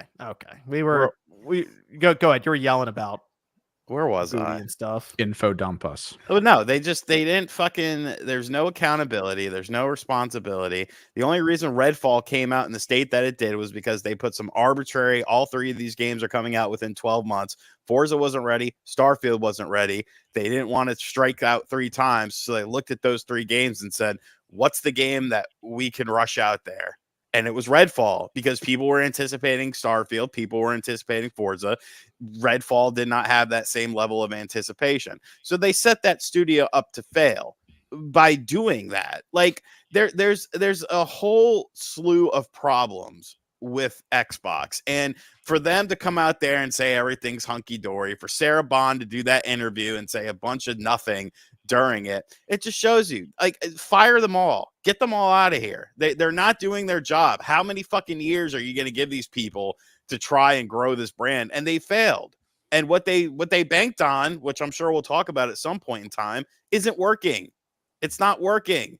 It's not working. And like, it's just crazy to me, dude. It's crazy. Well, I wanted to go to the studio that out of all of these, I was trying to figure out and make reason as to why they closed them down, and it's very tough to. Everyone I talked to cannot seem to give me a good answer as to why this happened. Tango Gameworks, though, getting shut down a year ago, they put out Hi-Fi Rush. It's like the only notable good acclaimed Xbox game in a long time. It did win awards. In fact, one of the So I think it was weird. creative director or somebody at Tango tweeted out an image of their, like, basically a shelf they have with all their trophies and stuff, all their awards, and they said this isn't enough, and it blew up online as a whole thing, taking shots. John Johannes, who was the director for Hi-Fi Rush, just tweeted out an image of Peppermint, I believe, from Hi-Fi Rush, looking just tired and like blinking at the screen after a certain quote from Matt Booty that we'll get to here in a minute. And this is one of the most confusing things I've seen from Microsoft in a long time. I think this is something they will regret in a few years, shutting this down, Tango. And it seems like such a knee-jerk reaction to trying to balance the books after mom and dad got home or something. And like the heads of Microsoft are like, you got to make these numbers work. Who goes? And they're like, well, we have one studio out in Japan. I guess them. Nah, it just doesn't make a lot of sense to go that route to me. And I understand why people are frustrated and annoyed online. And some, honestly, this might be the thing that, like, they look at this and go, I'm done with Xbox. This didn't make any sense. And that was a game that I really wanted to see a sequel to, because their pitch before they got shut down was indeed Hi-Fi Rush 2. They were going to make a follow-up. What do you think about this, Ryan? Because this seemed to get more backlash than we've had for other shutdowns of games. We saw recent shutdown from Take-Two for the team behind Rollerdrome. But it was like, okay, that's a shame. That was a cool game, but all right. This one, though, man, the internet lost it over this. Rightfully so. I like this is Microsoft corporate. I keep referring to it as a civil war, because as much flack as Xbox leadership is getting, I mean, I would argue they've been doing the right thing. I still don't agree with how they've gone about doing it, which is like largely acquiring a bunch of third-party publishers and third-party studios. But I mean, regardless of how they went about doing it, they still were kind of doing what people have been asking for a long time from Xbox, which is secure IP, get some exclusives, get some games out, get a release cadence going. They've got 30-something studios. I mean, I would argue they were actually set up quite nicely in recent years, especially with the closing of ABK. But this is just corporate stepping in. I mean, Satya Nadella stepping in, the CTO, the board. I mean, in a way, I don't know if this is a hot take. I feel slightly bad in that clearly they were not given enough rope. That's the most polarizing thing, because for as much flack as they're getting, like, Bond doesn't want to go out there and say those things. Phil obviously did not want to close down Tango Gameworks. Same with Aaron Greenberg. Same with Booty. We can look at all these comments they made in the past. I genuinely feel like their hands were tied. Like, they picked up they did it. They got approval to acquire Bethesda and Activision Blizzard. Again, I don't agree with how they went about doing it, but by God, they were doing it. They were trying to address every criticism this company has gotten for over 10 years, but they just ran out of time. I mean, we saw during the FTC regulation trial that, there were emails from 2021, 2022, where they were still like planning on doing a traditional, console model exclusivity. They don't want to ship on PlayStation. I don't think anything that's happening right now is really, I don't think they wanted to do it. I think it's a civil war. And that Ryan McCaffrey article more or less kind of confirmed our suspicions. Microsoft Gaming. Yeah, well, in fairness, like technically they like rebranded that like 2 years ago, but the sort of ideology of what they were saying is that it's, they're not calling the shots right now. The more embarrassing thing I would say is, how do you approve a $70 billion merger and not sort of pencil out how that's going to work, right? It was only a few months after that they closed on the deal, and then you lay off a massive amount of staff. And just to clarify, because I know I have a PlayStation channel, Sony's not isolated to this either, right? They laid off 900 staff. They closed down a studio. Nobody's really isolated from this. Everybody's doing it. But, for them, they brought on a $70 billion merger, laid off 2,000 people, and that's not enough. Now we're closing down studios. I don't think Xbox wanted to do those things. That's not to completely clear them of blame. I'm not saying they did amazing work, but I would argue they were taking those steps and they just didn't have enough time. I would say one thing I want to say though is I think you're probably onto something, but I think the bigger issue is that Xbox has not been doing well in those 10 years, and Xbox as a division, at some point in time, Microsoft's going to look at them and be like, it's not like with Sony. Sony, what's one of their biggest divisions, if not their biggest division? PlayStation. Whereas with Microsoft, it seems like time after time, the Xbox brand was kind of hemorrhaging them money. And I just feel like they're like, okay, you know what? It's been 10 years and, what is this team of people that we have really done? And so I think they did. Should they have had a little bit more rope? Yes. But in the same breath, they also should have been working on these things 5-6 years ago. It seems like every year we talk about, okay, well, where's the big Xbox games? Where are they? And the ones that we've been getting, I mean, realistically, haven't been the best. They haven't been hitting those metrics. It almost feels like there's a disconnect with leadership and the people working on the games. I think the thing I sort of go back to because you're right. It's 10 years has gone by. There's still no sort of immediate change or like these killer titles or killer apps that sell Xbox hardware, because building games is tough, right? But I feel like it's like, if you look back at like the PlayStation 3 and 360 cycle, in one cycle, you saw a lot of publishers like ship multiple releases, sequels, and franchises in one cycle, right? PS3 came out, bad console, no exclusives. By the end of it, Naughty Dog can ship 3 Uncharted's and a Last of Us, on a per year skip. And it's like, well, nowadays 10 years go by and you're lucky to get 1, maybe 2 games per studio. Like that, to me, that's like the crux of the issue, is that even though they got all the studios now, it's like, are they really going to wait like 15 something years to start building that new identity for the platform? It's interesting you say that, Ryan, because we may have a bit of a disconnect here, since there was a town hall. This was reported by The Verge.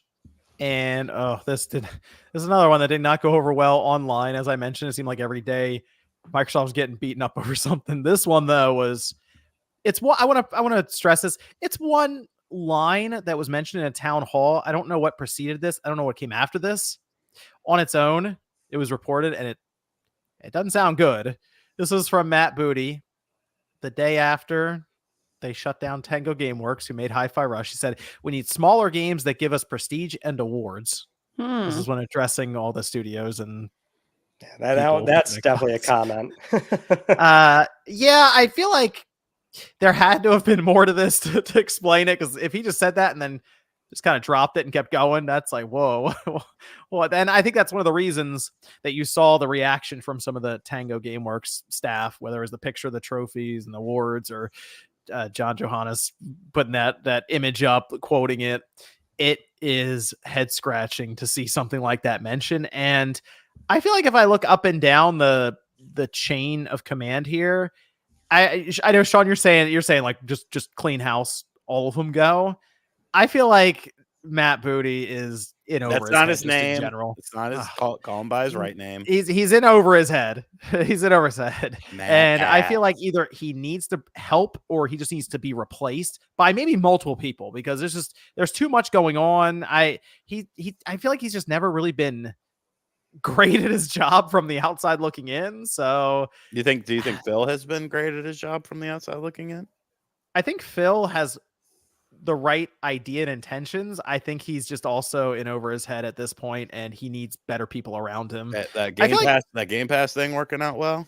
The Game Pass thing is, I think it was a good idea at first, and I think now they're seeing the repercussions of going all in on it day one. And who is the one pushing for Game Pass so hard?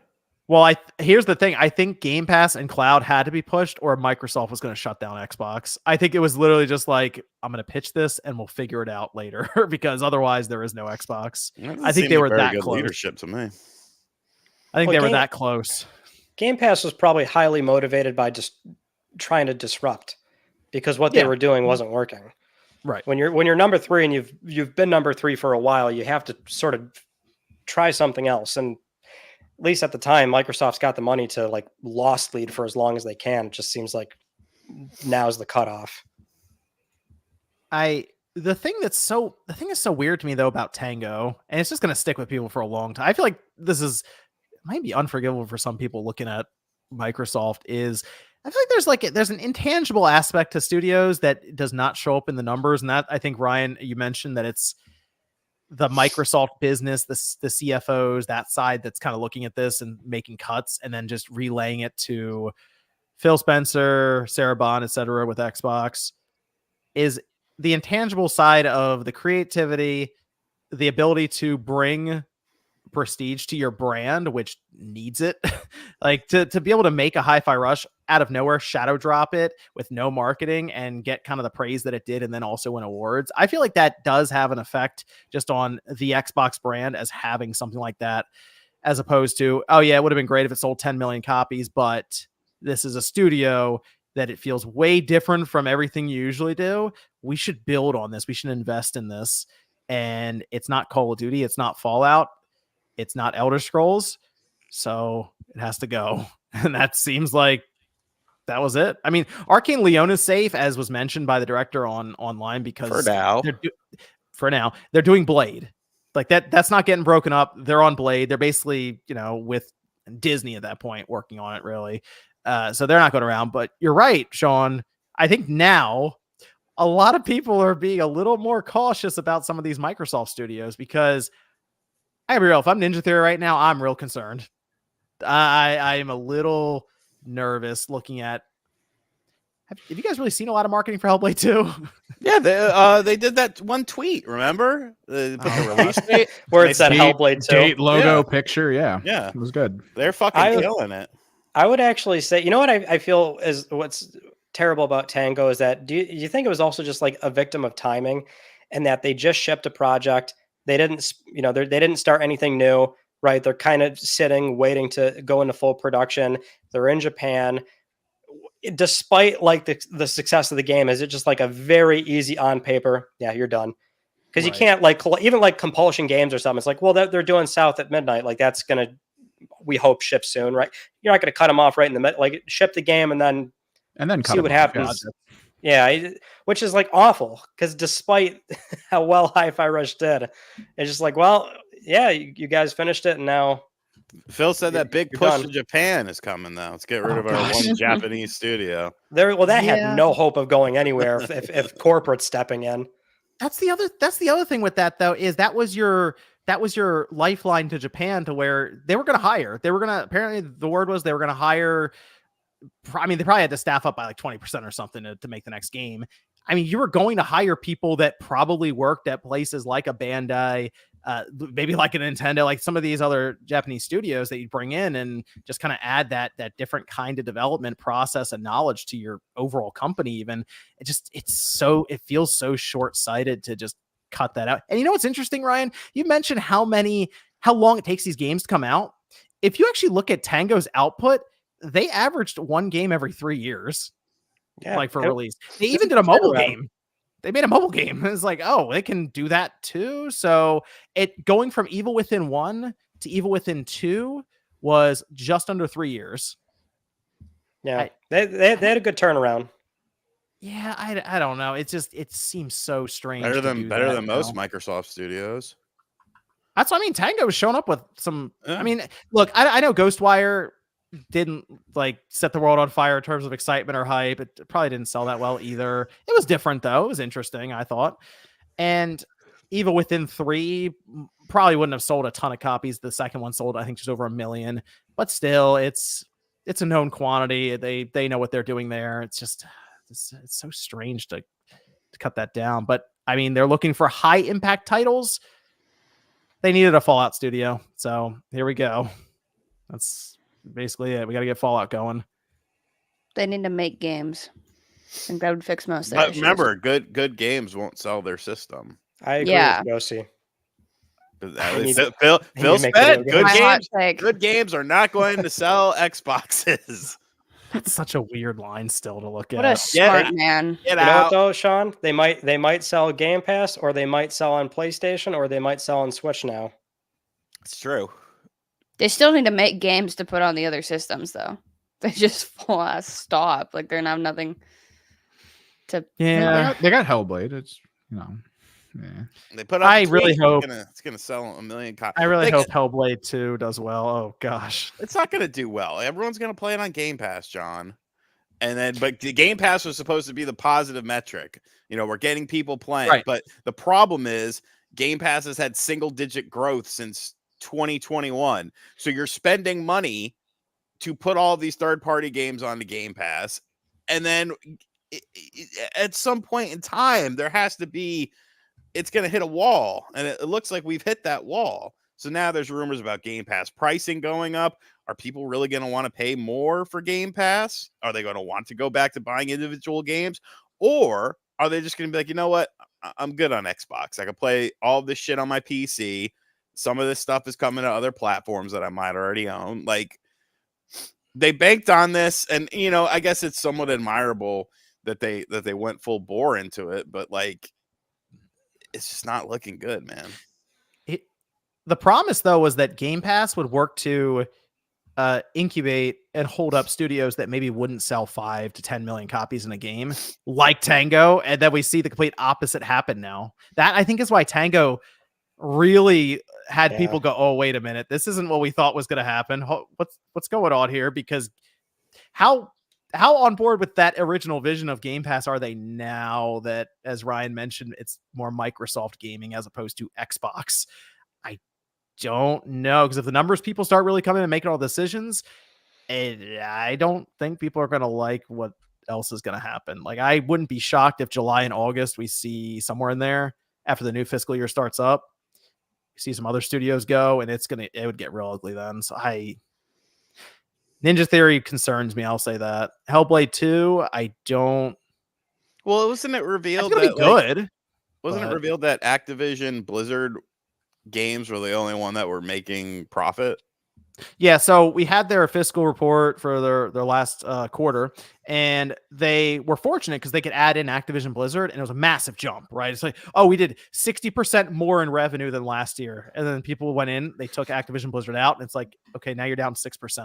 And it's like, oh, well, okay, so that is probably why all of this is happening right now. So, like, great, you have Call of Duty, which, interestingly enough, brings us to the next part. Apparently, there are internal discussions about if Call of Duty should go into Game Pass as a day one release. Why wouldn't it? That showed up right prior to Bond's interview, though, where Yes. Yeah, I mean, so, and the thing is, I watched that interview right when it happened, before any headlines were written. And then the headlines came out, and I was like, she didn't say that, did she? And then I went back and watched it, and I'm like, I don't know. She's not outright saying everything, is she? I went back and watched some of that stuff too, and there were a lot of clips posting up, and I'm like, this sounds like she's implying that it is going in. Because, I got to give Bloomberg some credit on this one, because they had to have called an audible for some of those questions. There's that interview happened just a day or two after all this went down, and they got some pretty good questions prepared, because you got to word them in a certain way just to try to, make someone more or less say something, back not them to into a spin corner. it out. Really, yeah. Here's the thing: why wouldn't Call of Duty be on there? Every That is a Xbox great game question. is going on to Game Pass. That was even reiterated in the interview. That is an Xbox-owned studio. Why would it not be in Game Pass? So apparently, Activision Blizzard kind of. So if you remember with that FTC stuff, they had like deposition, and they were asked, why would you put Call of Duty in Game Pass? We're like, no, no, we want to sell the thing. And that was a whole thing there too. So apparently there were, we'll say, concerns from Activision Blizzard, that branch, as to how would this affect sales for us? Because now I understand, because they're seeing studios get shuttered. It's like, oh, hold on, what is this going to do to us? Because you guys liked what happened with Hi-Fi Rush when you guys said it hit all your metrics, expectations, and now they're gone. So I don't think the Call of Duty studios are going anywhere, but still, that's pretty much it, Sean. It's like, how much will Game Pass affect Call of Duty on a platform where Call of Duty is popular on the Xbox? That's like the one thing they definitely have, is that first person shooter genre. And I don't know. I'm curious. Will people sign up for Game Pass to play Call of Duty, or will they just buy Call of Duty? Well, don't they not want people to? No, go ahead. Sorry, I was just gonna say, like, don't they not want people to play it on Game Pass, because then they don't buy it, right? Well, here's the thing: we're talking about Game Pass Xbox or Game Pass PC, because I'm just assuming it's going to Ultimate. Ultimate, I guess, is what I always think of, like the $18 a month one where you get both. It's like, here's PC, here's X. Technically, you could just sign up for Game Pass PC for $10 a month, I believe. Well, do you think it's going into that? I think it's both. I think they're just dropping it in. I think it's. Well, then, it's going to obviously affect. With Xbox, like, let's be real, we haven't heard any sales numbers of any games, because nothing really sells great on Xbox. But yes, I do think it would impact sales. Of course, it would. But at the same time, it's like, well, you're trying to grow Game Pass, and then you could get your little high from seeing Game Pass subscriptions go up temporarily. But are they going to stick around is the question. I think if you don't put it in the Game Pass, it's over. You might as well reevaluate the whole thing. Well, it goes against your word. It goes against exactly. your whole mantra with this. So it's a tough situation, but it's one that they have created. If you do it, though, you can't go back on it either. Right. Let's say this year. Let's say this year goes in. That's going to be really tough pulling that back, and the margins would be higher on their platform, at least if they do sell it a la carte. Which they will, obviously, but if that was like the only way to buy it on Xbox, and the margins are higher, which maybe is not going to be a huge difference in the grand scheme of things, since they're they just don't have as many consoles out there versus PlayStation, but or the amount of copies it would sell on Steam. But I'm sure they're running through every scenario possible. But wouldn't that be the consequence of studio closures and all the layoffs? Is trying to pencil out Call of Duty on Game Pass? That's true. Yeah, it could be. In a way, that's maybe the more frustrating thing in my eye is all of this just so we can get to a financially viable Call of Duty on Game Pass. It might be. I mean, here's what I would do at this point, because Call of Duty has to go in. As Sean said, you completely backtrack on everything you've said building Game Pass. It has to go in, and they should know that before they bought the $70 billion company. It's like, are we going to put that in the Game Pass? Yeah, okay, we will. All right, we're going to buy them. What I would do is next month is their showcase. I would put every single Call of Duty known to man into Game Pass next month. I would do it all. I do everything. I would go back and port the N-Gage Call of Duty to Xbox even and put that in the Game Pass. I would get Call of Duty declassified from the Vita and put it into Game Pass. I would do everything I could to make DS games. What are we doing here? The DS games, you got to get your cell phone and you got 2 screens. I don't Stop care. it. Everything goes in. That's going to put Console. it. That's the Band-Aid we need from Tango Gameworks. Yeah. Call of Duty Everything. DS. Needs a Call of Duty tab and Game Pass. You drop it all in there, and then But 2024. John, how many people are playing those games? To be fair, remember when it went backwards compatible, Modern Warfare 2, and it ended up in the MPD sales charts? People still play those games a lot. I mean, we played them when they went in there. We played, what, Black Ops 1? Yeah, how many people were playing? Enough. We were getting matches. I mean, wait, it tells us the number at the bottom, doesn't it? Yeah, it wasn't that many, Val. I haven't looked recently. A couple Some of hundred those- at best. Some of those player counts are broken on PS3, but I don't know about 360. Maybe I could fire it up and check. That's what I would do. I would go all out. It's either you're in or you're out. If you're in, backwards compatible, the whole thing, they all drop in. And that's a big section in your showcase next month. I mean, if you're gonna do it, you might as well like really go for it. But this Game Pass stuff is interesting. It hasn't gone up. Here's the real problem. To me, that's it. You're gonna test everything, because if Game Pass does not grow when you put a bunch of Call of Duty in there, can anything grow it? Because Starfield didn't. Well, it's definitely not going to grow. They're saturated. The only way it can grow is on PC, if we're being honest. I think that's the only platform where they are still seeing reasonable growth. I don't know if that's still like whatever the most recent metric is, but they're saturated on console. Like Phil already admitted this like over a year ago, I think. Like you can only reach so many people. Unless they sell more consoles. You're saying. Well, that would be the idea. That's the huge crux of the issue with Game Pass, right? Is that you put Call of Duty in Game Pass, it's not going to make a meaningful difference outside of PC Game Pass, which realistically, that's probably what their line of thinking. Okay. So, yeah. What's interesting is there was all this discussion around that FTC stuff, and those slides got out there with information as their projections. And by 2030, they went 110 million subscribers in Game Pass. Yeah, that's nuts. That's absolutely nuts.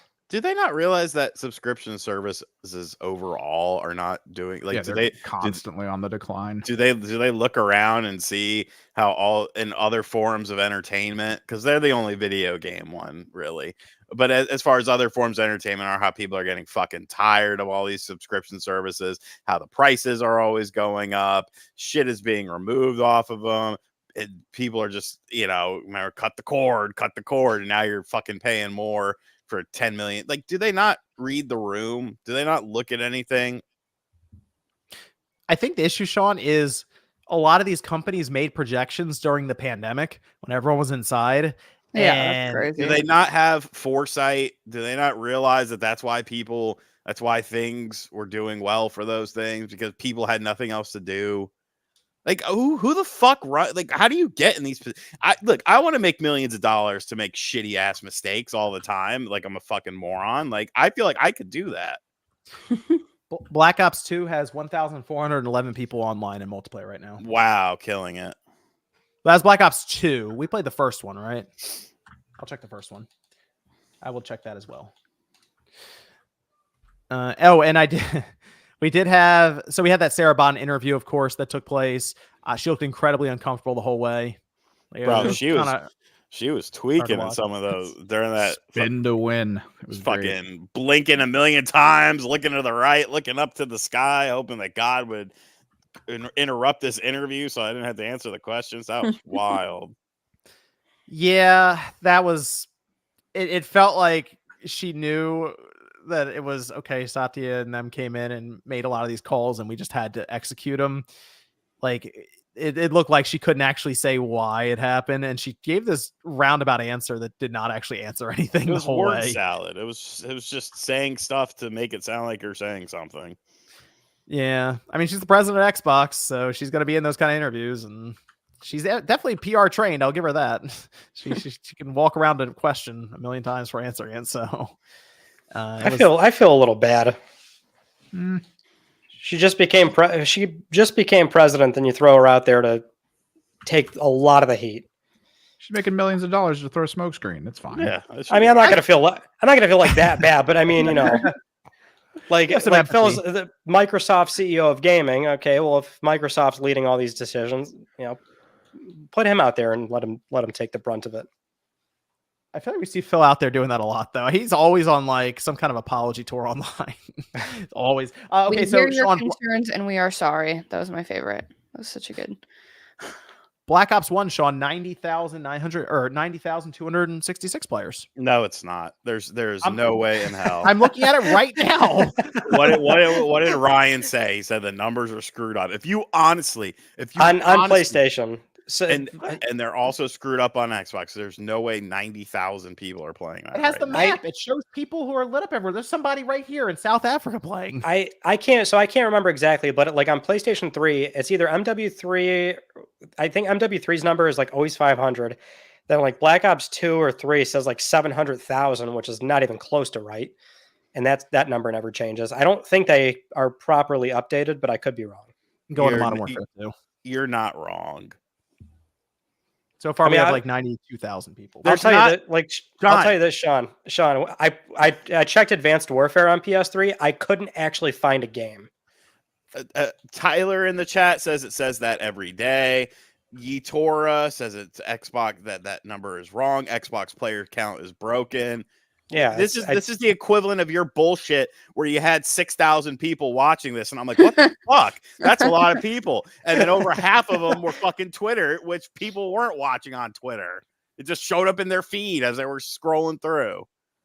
Honestly, I'd argue PlayStation 3 player counts are, you know, going to be a higher population, and you'll see the same names on multiple Call of Duties as I check in every year on that. Mm-hmm. They're not. I trust Ryan way more than I trust John. That's for. I was just reading the number that was on the screen. Shut up. I was just reading it. That's all. I wasn't doing anything else. I was just reading the number. No yell at me. Yell at the Xbox. It's right here. Yell at me. I don't know. What's the top played game? I guess Modern Warfare 3 doesn't tell us numbers of people, does it? That are online playing it. It's on PS3. It's like 500, and the number's stuck. Like it doesn't change. Well, I mean, like the newest Call of Duty. I don't know if that tells the newest player number. Does it? No. Oh, I think MW2 does, but I don't have the disc, and I actually have that one physically. It works, but yeah. If Call of Duty doesn't move the needle, then I might be in trouble. I think it would be a marginal at best at the start, and then it would taper off. The slide that I think was Tweaktown made it out of the information came from FTC. Microsoft believing that out of that 110 million, 32 million would be from the cloud. I'm honestly baffled that's not a bigger number from what they expect out of that insane number and overall. That's their pie in the sky idea, is that, you know, cloud. Yeah, mobile. I don't think cloud is even going like anyone was hoping it would. It doesn't even feel like that's gotten any kind of traction for anyone. Well, he said 20 came and went. 2030, right? I mean, maybe not even worth discussing, because to be honest, a lot can change, and we're talking 6 years now. So who knows? Sure. But I mean, if that's a projection they turned in to Satya, and he's like, we're at 34. Hold on a minute. when you start moving or cutting. We'll get there. Pick one or the other. It's all right. Everything's good in gaming, John. Everything's good. No ruts. Yeah. Hey, I ran a poll. Everything's I got in trouble. I ran a poll. You You did got not. in trouble? He didn't get in trouble. Sean even told me to stop being negative. I was joking, and people took that seriously. Talk to me. Twitter. Let- It's all let me serious, Sean. Let me tell you a story. There's a group chat on Twitter that has. What? Uh-oh. We're free. Everyone's Finally. scatter. I told you it was serious. They already came for me. So they knocked me out of here. You Oh, did John. that to me. What? We have a group chat on Twitter that has some people in it. Every day, people in that group chat send tweets from people that are on Twitter. And I would say at least half of the time, there's one person in that group chat that John is also in that can never see any of the tweets. And that person is What do you think me. that is Because I am blocked by literally everyone. Once you get on that level, John, then you could talk about getting in trouble. Sean does annoy a lot of people on there. Bro, motherfuckers I've never even talked to before. Like, what the hell? Sean gets in a lot of trouble on Twitter. I will say that. Hey. You know what the move is for Twitter or X or whatever? The Burn it move down. is Just to to just read not- is to just read everything in a very sarcastic tone. I feel like if people did that, they'd be a lot happier with everything. It's not telling me how many people are online. Or you just don't go on Twitter. Yeah. Like, And that works too. Go on once a day to make sure I'm not missing something huge, and then I'm done. Like Animal Well on PlayStation Plus. Yeah. I'm Yeah. a charming asshole, though, Fee Amory. I don't know if you can say that and still be considered charming. I think so. Oh, MG and Nate are online. Fuck Interesting. them. Interesting. Yet not in Interesting. here. Interesting. Interesting. Phil Spencer, Sean, you mentioned him. Mhm. We did find out where he was. Where He was Bahamas, he was playing Fallout 76. Oh, jeez. we got nuked. and there he we got nuked. Somebody nuked Phil Spencer in Fallout 76, his town. That's crazy. He was trying to escape reality and the people wouldn't let him live. Someone went there, like they showed it online, and it's just like a crater. It's just some high level player did it. But we do have an update though on the situation. Okay, Phil Spencer is plotting his revenge. Starting He's a new company. recently Oh. completed Officer on Deck. It's a quest that's required to launch a nuke. You Yeah. just know this is an intern he hired to make it seem This like he mother- plays this mo- Fallout this 76. motherfucker- This motherfucker has bigger problems. She should not be playing a video game He's right firing back. I will he should be working. Phil plays actually a lot of video games. It's very, if you look at his profile, he's constantly playing games. He should It's probably just be 5 working. interns on cycle. That's all it is. Just to Jim keep Ryan it- never played any games. Phil Spencer's like the polar opposite. He's just always playing games. One company is doing all right and one isn't. Well, we'll see. Sony's had their showcase this week ish sometime. We'll see. I do want to ask one last thing before we go to some of the super chats here and stuff. We have another seven months or so, right? In the year. Do you guys think Phil Spencer to start 2025 will still be at Xbox? Ideally, no. I expect to, and this is before everything transpired. I would have thought he would probably leave by the time the next machine ships. Like, see it through, and then Yep. Usually these guys try to line it up like that. Between That's- generations. Yeah, basically, yeah. So, but he'll probably lead this one, and then, or maybe not. I don't know. I mean, it seems like he's done a lot of time at the company, but usually Yeah. these guys, He's been there a long time. yeah, these guys go after a while, and I wouldn't even say it's related directly to like, oh, he's getting kicked out or anything. Like sometimes if it's like that long, usually it's time to call it. I kind of feel like I think you're right, Ryan, in that if he does leave anytime soon, I think it'll just be him retiring, basically. Although they could be like, hey, you've been here a while, Phil. Maybe you should retire. But I think it'll be that kind of situation. Sean Lane in his ass, scored him out of the building. Like, get the fuck out of here, motherfucker. Sean Lane was. You're I feel you're like he was retired. celebrating. You're retired. I feel like he was celebrating this week, Sean Lane, because he was definitely talking a lot of smack on Game Pass and what needed to be done for it to work. And I mean, it's not looking. Called it. He called it a while ago. He's also the other thing about that, though, Ryan, is he also said that games need to get cheaper and they got to get them out faster. And I feel like the industry hasn't gotten to that point yet to where they got to reset everything. So he's so far right about Game Pass for the most part from what we're seeing right now. I feel like the other part of it, though, is like a serious correction to the gaming industry to where one of the platform holders falls or one of the major publishers like an EA or something would fall, a Ubisoft. That'd be pretty massive for the industry if something like that happened. But needs an enema. I mean, John, that's kind of, I mean, that's happened. Like we are like in the very middle of it. We have a platform holder that's on its last legs, and we've seen 20,000 layoffs. Yeah. The correction's here. Although I think there's still a lot left. There's a lot thing left. that knocks that final piece out of the Jenga tower. It's like it still has to happen for it to really hit. So AI. I think AI is I think that's going to be a big conversation over the next like 2 or 3 years. Still got a few years for that to really make its impact in a way that's probably going to affect human work.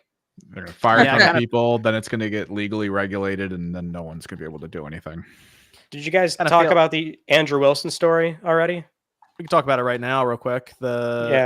Mentioning AI being utilized within EA and apparently how developers are desperate to start using it. Like they have a hunger for AI, and he didn't necessarily explain what they would use it for other than, I mean, obviously I assume speeding up development. I think he gave examples, didn't he? That they used it to accelerate the amount of I think stadiums they could do, or the animation of people in the stadiums, and then run cycles. You're right. Yeah, and how they were able to get that work down from like 6-8 months down to like a few weeks, and it's only going to progress further. And so I do feel like we're going to see a lot about AI, especially soon as new projects are started. I do think we're going to see basically what's going to happen is there are going to be games that come out that people won't realize AI was used for. And there have been a lot of people taking very hard stances against AI, and like, they're going to look fucking dumb. You're going to play games that I would tell people now, you're going to play games that are going to utilize AI quite a bit. And it's going to be in probably game companies you don't even expect to use it. I mean, honestly, I wouldn't be shocked if like in 6-7 years, GDC happens, Nintendo shows up and is like, hey, we used AI for this part of Zelda. It's like, oh, really? So I don't know if a studio will attempt to have AI just create an entire game on its own. That'd be horrendous. I think everybody's in agreement that that's just not going to happen, though. But that it's a tool you babysit right now. I will say this, though, Ryan, if somebody attempted it, that on its own would be enough to market the game and be interesting to people to follow. So like, hold on, AI is going to make this thing. We'll see how that turns out. So it might get some eyeballs that way, but I don't think it's there yet now. But could it be? I don't know. If we get to a point where there's just this general intelligence that is created and developed to where AI can think for itself, then I think you got a problem. So that hope it kills us all. Skynet. It's all over. Good. Ultron. Bring it on. Sean's excited. I'm excited. Bring it on, dude. I don't give a fuck. Let me see. Oh, Ryan and I are still trying to figure out the name for the PlayStation podcast. Don't worry, John. I have some names. And now we have to do it. Now we have to do it. We've been called out. I have some names. I'll shoot them to you after. Oh, okay, cool. Okay, good. I feel good about them. Okay. We've been put on under the spotlight now, so now we have to do it. Can't be lying to the people. Shout out to Sacred Symbols for randomly talking about our podcast that doesn't even have a name yet. So we'll get there. We'll figure it out. But yes, Ryan and I are doing a PlayStation podcast here in the coming weeks, and I think it's gonna be really cool. It's gonna be a lot of fun. Super Especially chat. since PlayStation Showcase coming up. I got it, Sean. I got it. Let's see. This is from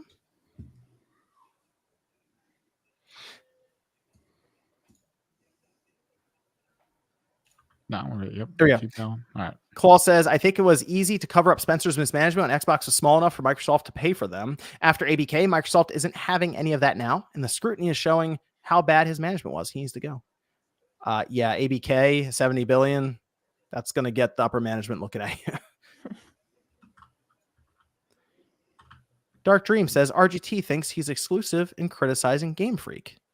I know a few PokeTubers that have shown concerns for Scarlet and Violet pre-launch. So I guess get more realistic, dude. First Thinking off, you're original. Come on, RGT. First off, motherfucker, you paid $10 to John to say that, so you need to reevaluate your life. Second off, it shouldn't be a few. It should be literally every one of them, instead of coddling their audience and showing minor concerns, but then still sucking the dick of the game because they know that that's what people watch them for, so they have to put on a front. Like, get fucking real, dude. Come on. Wheezy says, hope you guys are having a great night. Been listening to the show for a long time, and you guys have helped me through many shifts at work. Thank you. I've heard we've accompanied many people with work, so shout out to having us on the background. This is from Michael, who says, getting rid of Phil and the current staff will return you to the Don era. It's clear the order came from above Phil to reduce costs. Don Matrick era. Right. I legitimately feel bad for people who missed the 360 era, by the way. Man. The late 360 era. Early was good. Yeah. I mean, the early part when they introduced Xbox Live Arcade was cool, but I get what you're saying, like that second half where we were just getting some awesome titles. I mean, you don't know what you're missing. That's the thing. Like, I don't know. I don't know. See, I feel bad for Josie, man. But you don't need to feel, because I have no idea, you know? Now I feel worse. Man. It's okay. I was rocking with my Wii/Wii U at the time, so we're good. And none of us will know what it was like when penicillin was invented. Man, Yeah. crazy. Goddamn shame. Chief says, with Arcane Austin closing, will IP like Dishonored and Prey go over to Arcane Leon, or will it be dead and buried? Would have loved Dishonored 3. Oh yeah, I think Dishonored could still live on with Leon, but they're very busy with Blade. Just go ahead and throw the fucking dirt on top of it. Let's be real. Gosh. Matthew says, with the closures of Tango, will Hi-Fi Rush ever come to Nintendo's console? Also, what about the physical release from Limited Run Games? Much love to the developers, and I hope they find work soon. The physical copy is still happening. Limited Run mentioned it. Doesn't mean it's not coming out for another 2 years, potentially, even if they shipped it today, but still, it's coming. Hi-Fi Rush, though, to Nintendo, I don't know. I mean, there was a lot of... Wasn't it rated recently? Yeah, I kind of There's feel like... a shirt. There was a shirt and everything. Yeah, that's true in the game files. Yeah. I wouldn't be shocked if it showed up in a future direct randomly, just because they just be porting it, really, and they still own the IP. So. Maybe in June. There you go. That'd be fucking ironic. Yeah, we shut these motherfuckers down, but hey, we're bringing the game to the Switch. What if the game goes to the Switch and sells like 2 or 3 million copies, something crazy? Maybe Nintendo buys them. That's what we do. Bring in Tango. We got him. Mighty Ryan says Microsoft could have saved a ton cutting 343. They have id Software and COD Studios that can run circles around them. 343 got technically reformed. Like a lot of the upper management there did go. So they did make some cuts. Calenshaw says Tango made a standout game in a year full of big releases. Xbox praised them. Yen USD exchange rate should make it cheaper to keep them open. So sad. Not wrong. Yo Peep says, is the industry not growing or is Xbox not growing? Well, Xbox is not capturing a bigger slice of the finite pie.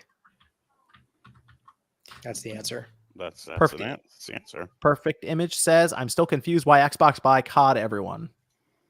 Hey. Money. I'm right there with you, Perfect Image. Right there with you. No, they want the money. COD still sells very, very well. Blake says, I was tripping on NyQuil and started thinking Wii motion controls were so revolutionary and fun. Do you ever miss them or think they'll come back? Bro, NyQuil is fucking awesome.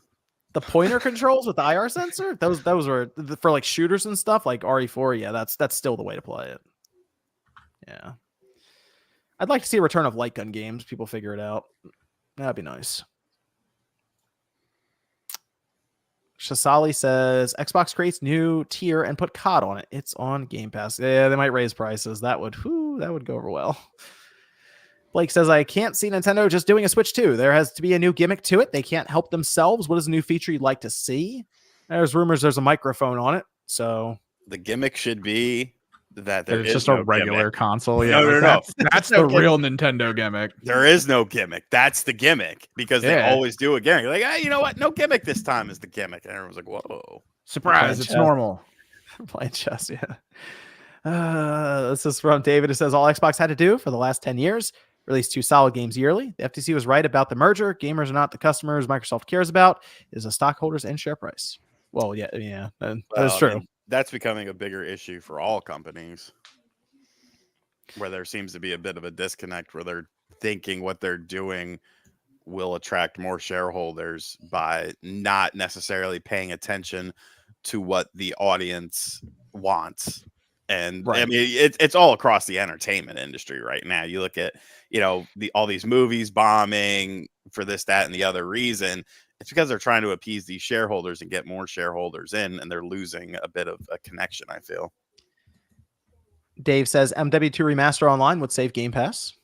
Okay, stop it. Charlie says CMA approved ABK merger because COD won't be in Xbox Game Pass. I think they were concerned that it would only go in Xbox Game Pass and that no one else would have it offered. And I feel like Microsoft did that thing where they'll offer it to PlayStation for some stupid number and they'll be like, no, we'll just take 30% of all of your sales. Well, That's it. CMA approved it for streaming rights, which are now sold off to Ubisoft. So Yep, they spun it off. So Josh Hall says, honestly, it might be over if they put COD in. Sure, you see a bump on PC, but console is still limited to Xbox users. You wind up back at this question next year. Not wrong. Maybe they should sell Xbox systems. But good games won't Crazy. sell Xbox systems, remember? True, we Bill do need to put Spencer. out more Redfalls. Bill Spencer said that. Literally, those were his words. I guess the plan now is to start the next generation at the end of 2026. That's the strategy. That sounds like make a a move. winning move there. Time to make the move. Spartan says, I thought Game Pass was about day one games, but they closed down most of ZeniMax Studios. Game Pass might as well rebrand the games of the past. They should hire you. You're smarter than most of the people there right now. That was actually a good one, Spartan. It was good. Go around here as we go through some of the last ones. I'm going to start with Josie. Josie, where can everyone find you? Yeah. Thanks for having me on. You can find me on YouTube at Josie Woe. I make Nintendo content stuff. I put out a video this week. It's a banger. Put out a video every week. So if you like Nintendo, I talk about it. You can also find me and Sean and Nate, the Hate, and Celia on the Game & Talk podcast. And you should check that out because we put out bangers every week there as well. You should watch Battle of the Sexes so you can see women fail against the men. RGT took it upon himself to be just miserable after he won. I was just keeping it real. Okay. You got another one coming up too? We do. Yeah.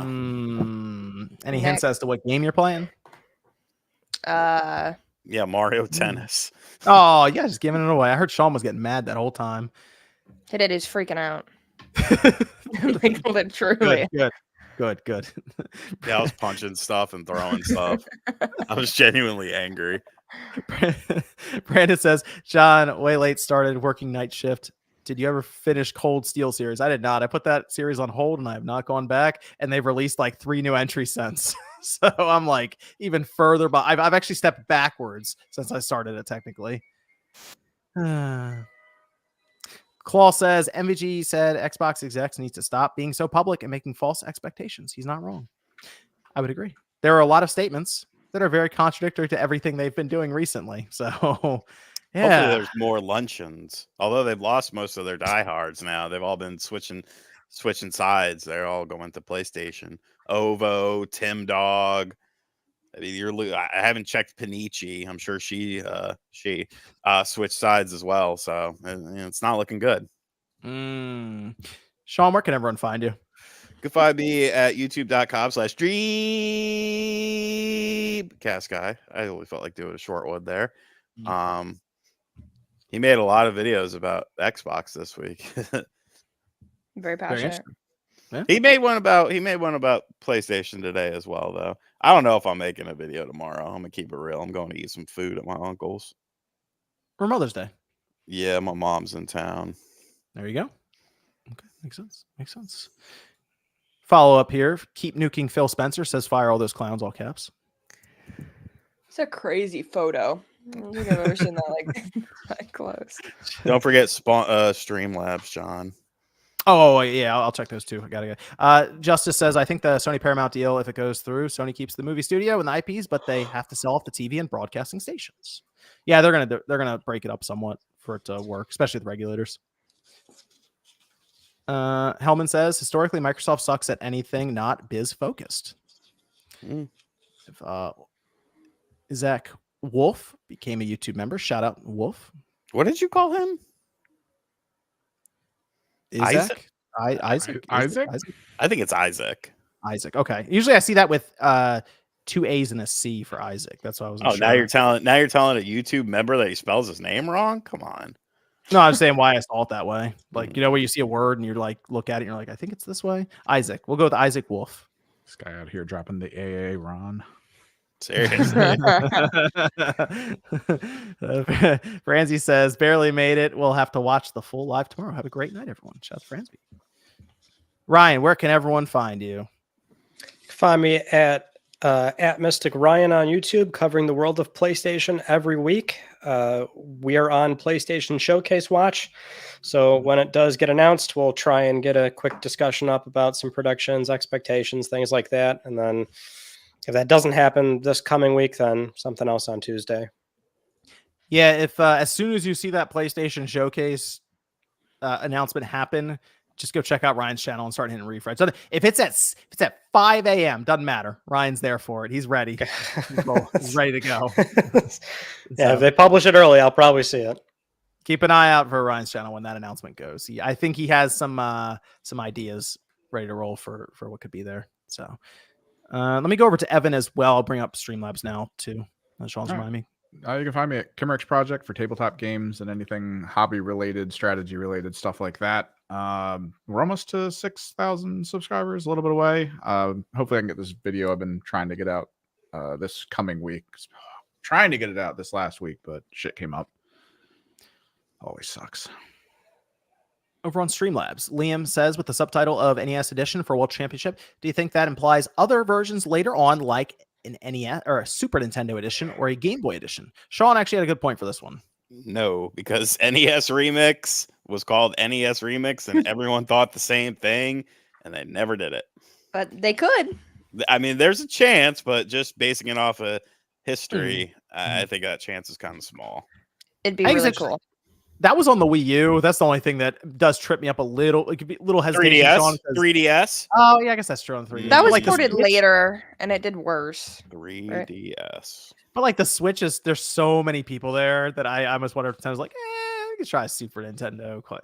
Maybe not. It'd be cool. I mean, they're doing NES Remix at the end of the system's life cycle, obviously, or a world champion, I should say. So obviously, it wasn't like a huge priority. Final 98 Fantasy says, just wanted to say that I love watching the show every week. I have been watching since day one and have loved getting to know all of your channels that are a part of the Spawncast. You're all awesome and appreciate you all. Thank you. Final 98 Fantasy. It's very nice. Adam says, do you believe with the closure of Tango and the fallout with Platinum and Scalebound is the final straw for Xbox actually trying in Japan? Phil keeps saying that Japan is important to Xbox, yet what happened here proves otherwise. I think they're done with Japan. In the sense that they want to have a studio. I think they'll partner with different studios that already exist. They could go back to Platinum at that point, but like what they're doing with Metaphor right now, that's kind of where I think how far they'll push it, to be honest. Yeah, and Phil's also not the smartest with his words, as we've seen. So, That is true. That is true. Oh, and then Darkland asked Sean, what's your favorite survival horror game? Ooh, that's a tough question. I gotta go with. That's a tough one. You got something you could say for like 10 seconds while I think? I really like Yeah, Siren. What I'm going to do is add everyone's. You want to check everyone's links down below in the description for their channels. I'm adding Sean's in right now to make sure I have everyone down there. You want to throw a game and talk at the bottom there? Yeah, I bitch. will. I'll say original Resident Evil. Like of all time, I would say original Resident Evil. Shout outs to Resident Evil Revelations. Shout outs to Outlast and Outlast 2. Shout outs. I like Siren. I remember the Siren that they did on PS3 that was like the episodic stuff. Episodic was cool, but the whole PS2 thing where you would change between your perspective and the monster's perspective was mind-blowing at the time. It was great. I really like the obscure games, Obscure and Obscure 2. I think they're obscure survival horror games, no pun intended. Shit like that. Fear, yeah, Fear's a hood classic. Fear was good because they had the big stake gun. Impale people to the wall. Yeah, you crucify people in the multiplayer, dude. That was so the multiplayer was so good. So good. So good. Condemned is good. I really liked Condemned 2's multiplayer as well. There were some really fun game modes in there. Yeah, those are just a couple off the top of my head. Deep Fear on Saturn's dope. If you like old school Resident Evil with a hold your breath mechanic. Shout out to Song of Horror, a game I've suggested several times that no one here has played. I think I had. I'm a horror person. Did it ever come out on consoles? No. I think it did. Oh, it did. Yeah. It's really good. Okay. I think I got everyone. $40. Well, I think that's everything there. Got everyone. Yes. Okay. I got the links down below for everybody. Check them out. Really good people here. And I think that's our show for tonight. Shout out to Fransby. Signalis became my favorite survival horror top-down game. pixel art. Pretty good. Shout out to Fransby. All pixel 3D. Does Minecraft count? No. Okay. End this show now. All right. Thanks everyone for tuning in. We'll be back next Saturday night, 9 p.m. Eastern time. Keep an eye out though. Like I said, we got some stuff I think this week happening, and Ryan and I will hopefully be able to reveal the name of the PlayStation podcast by then. We'll see. We're trying to make sure we got it all set up, but we will see you guys next weekend.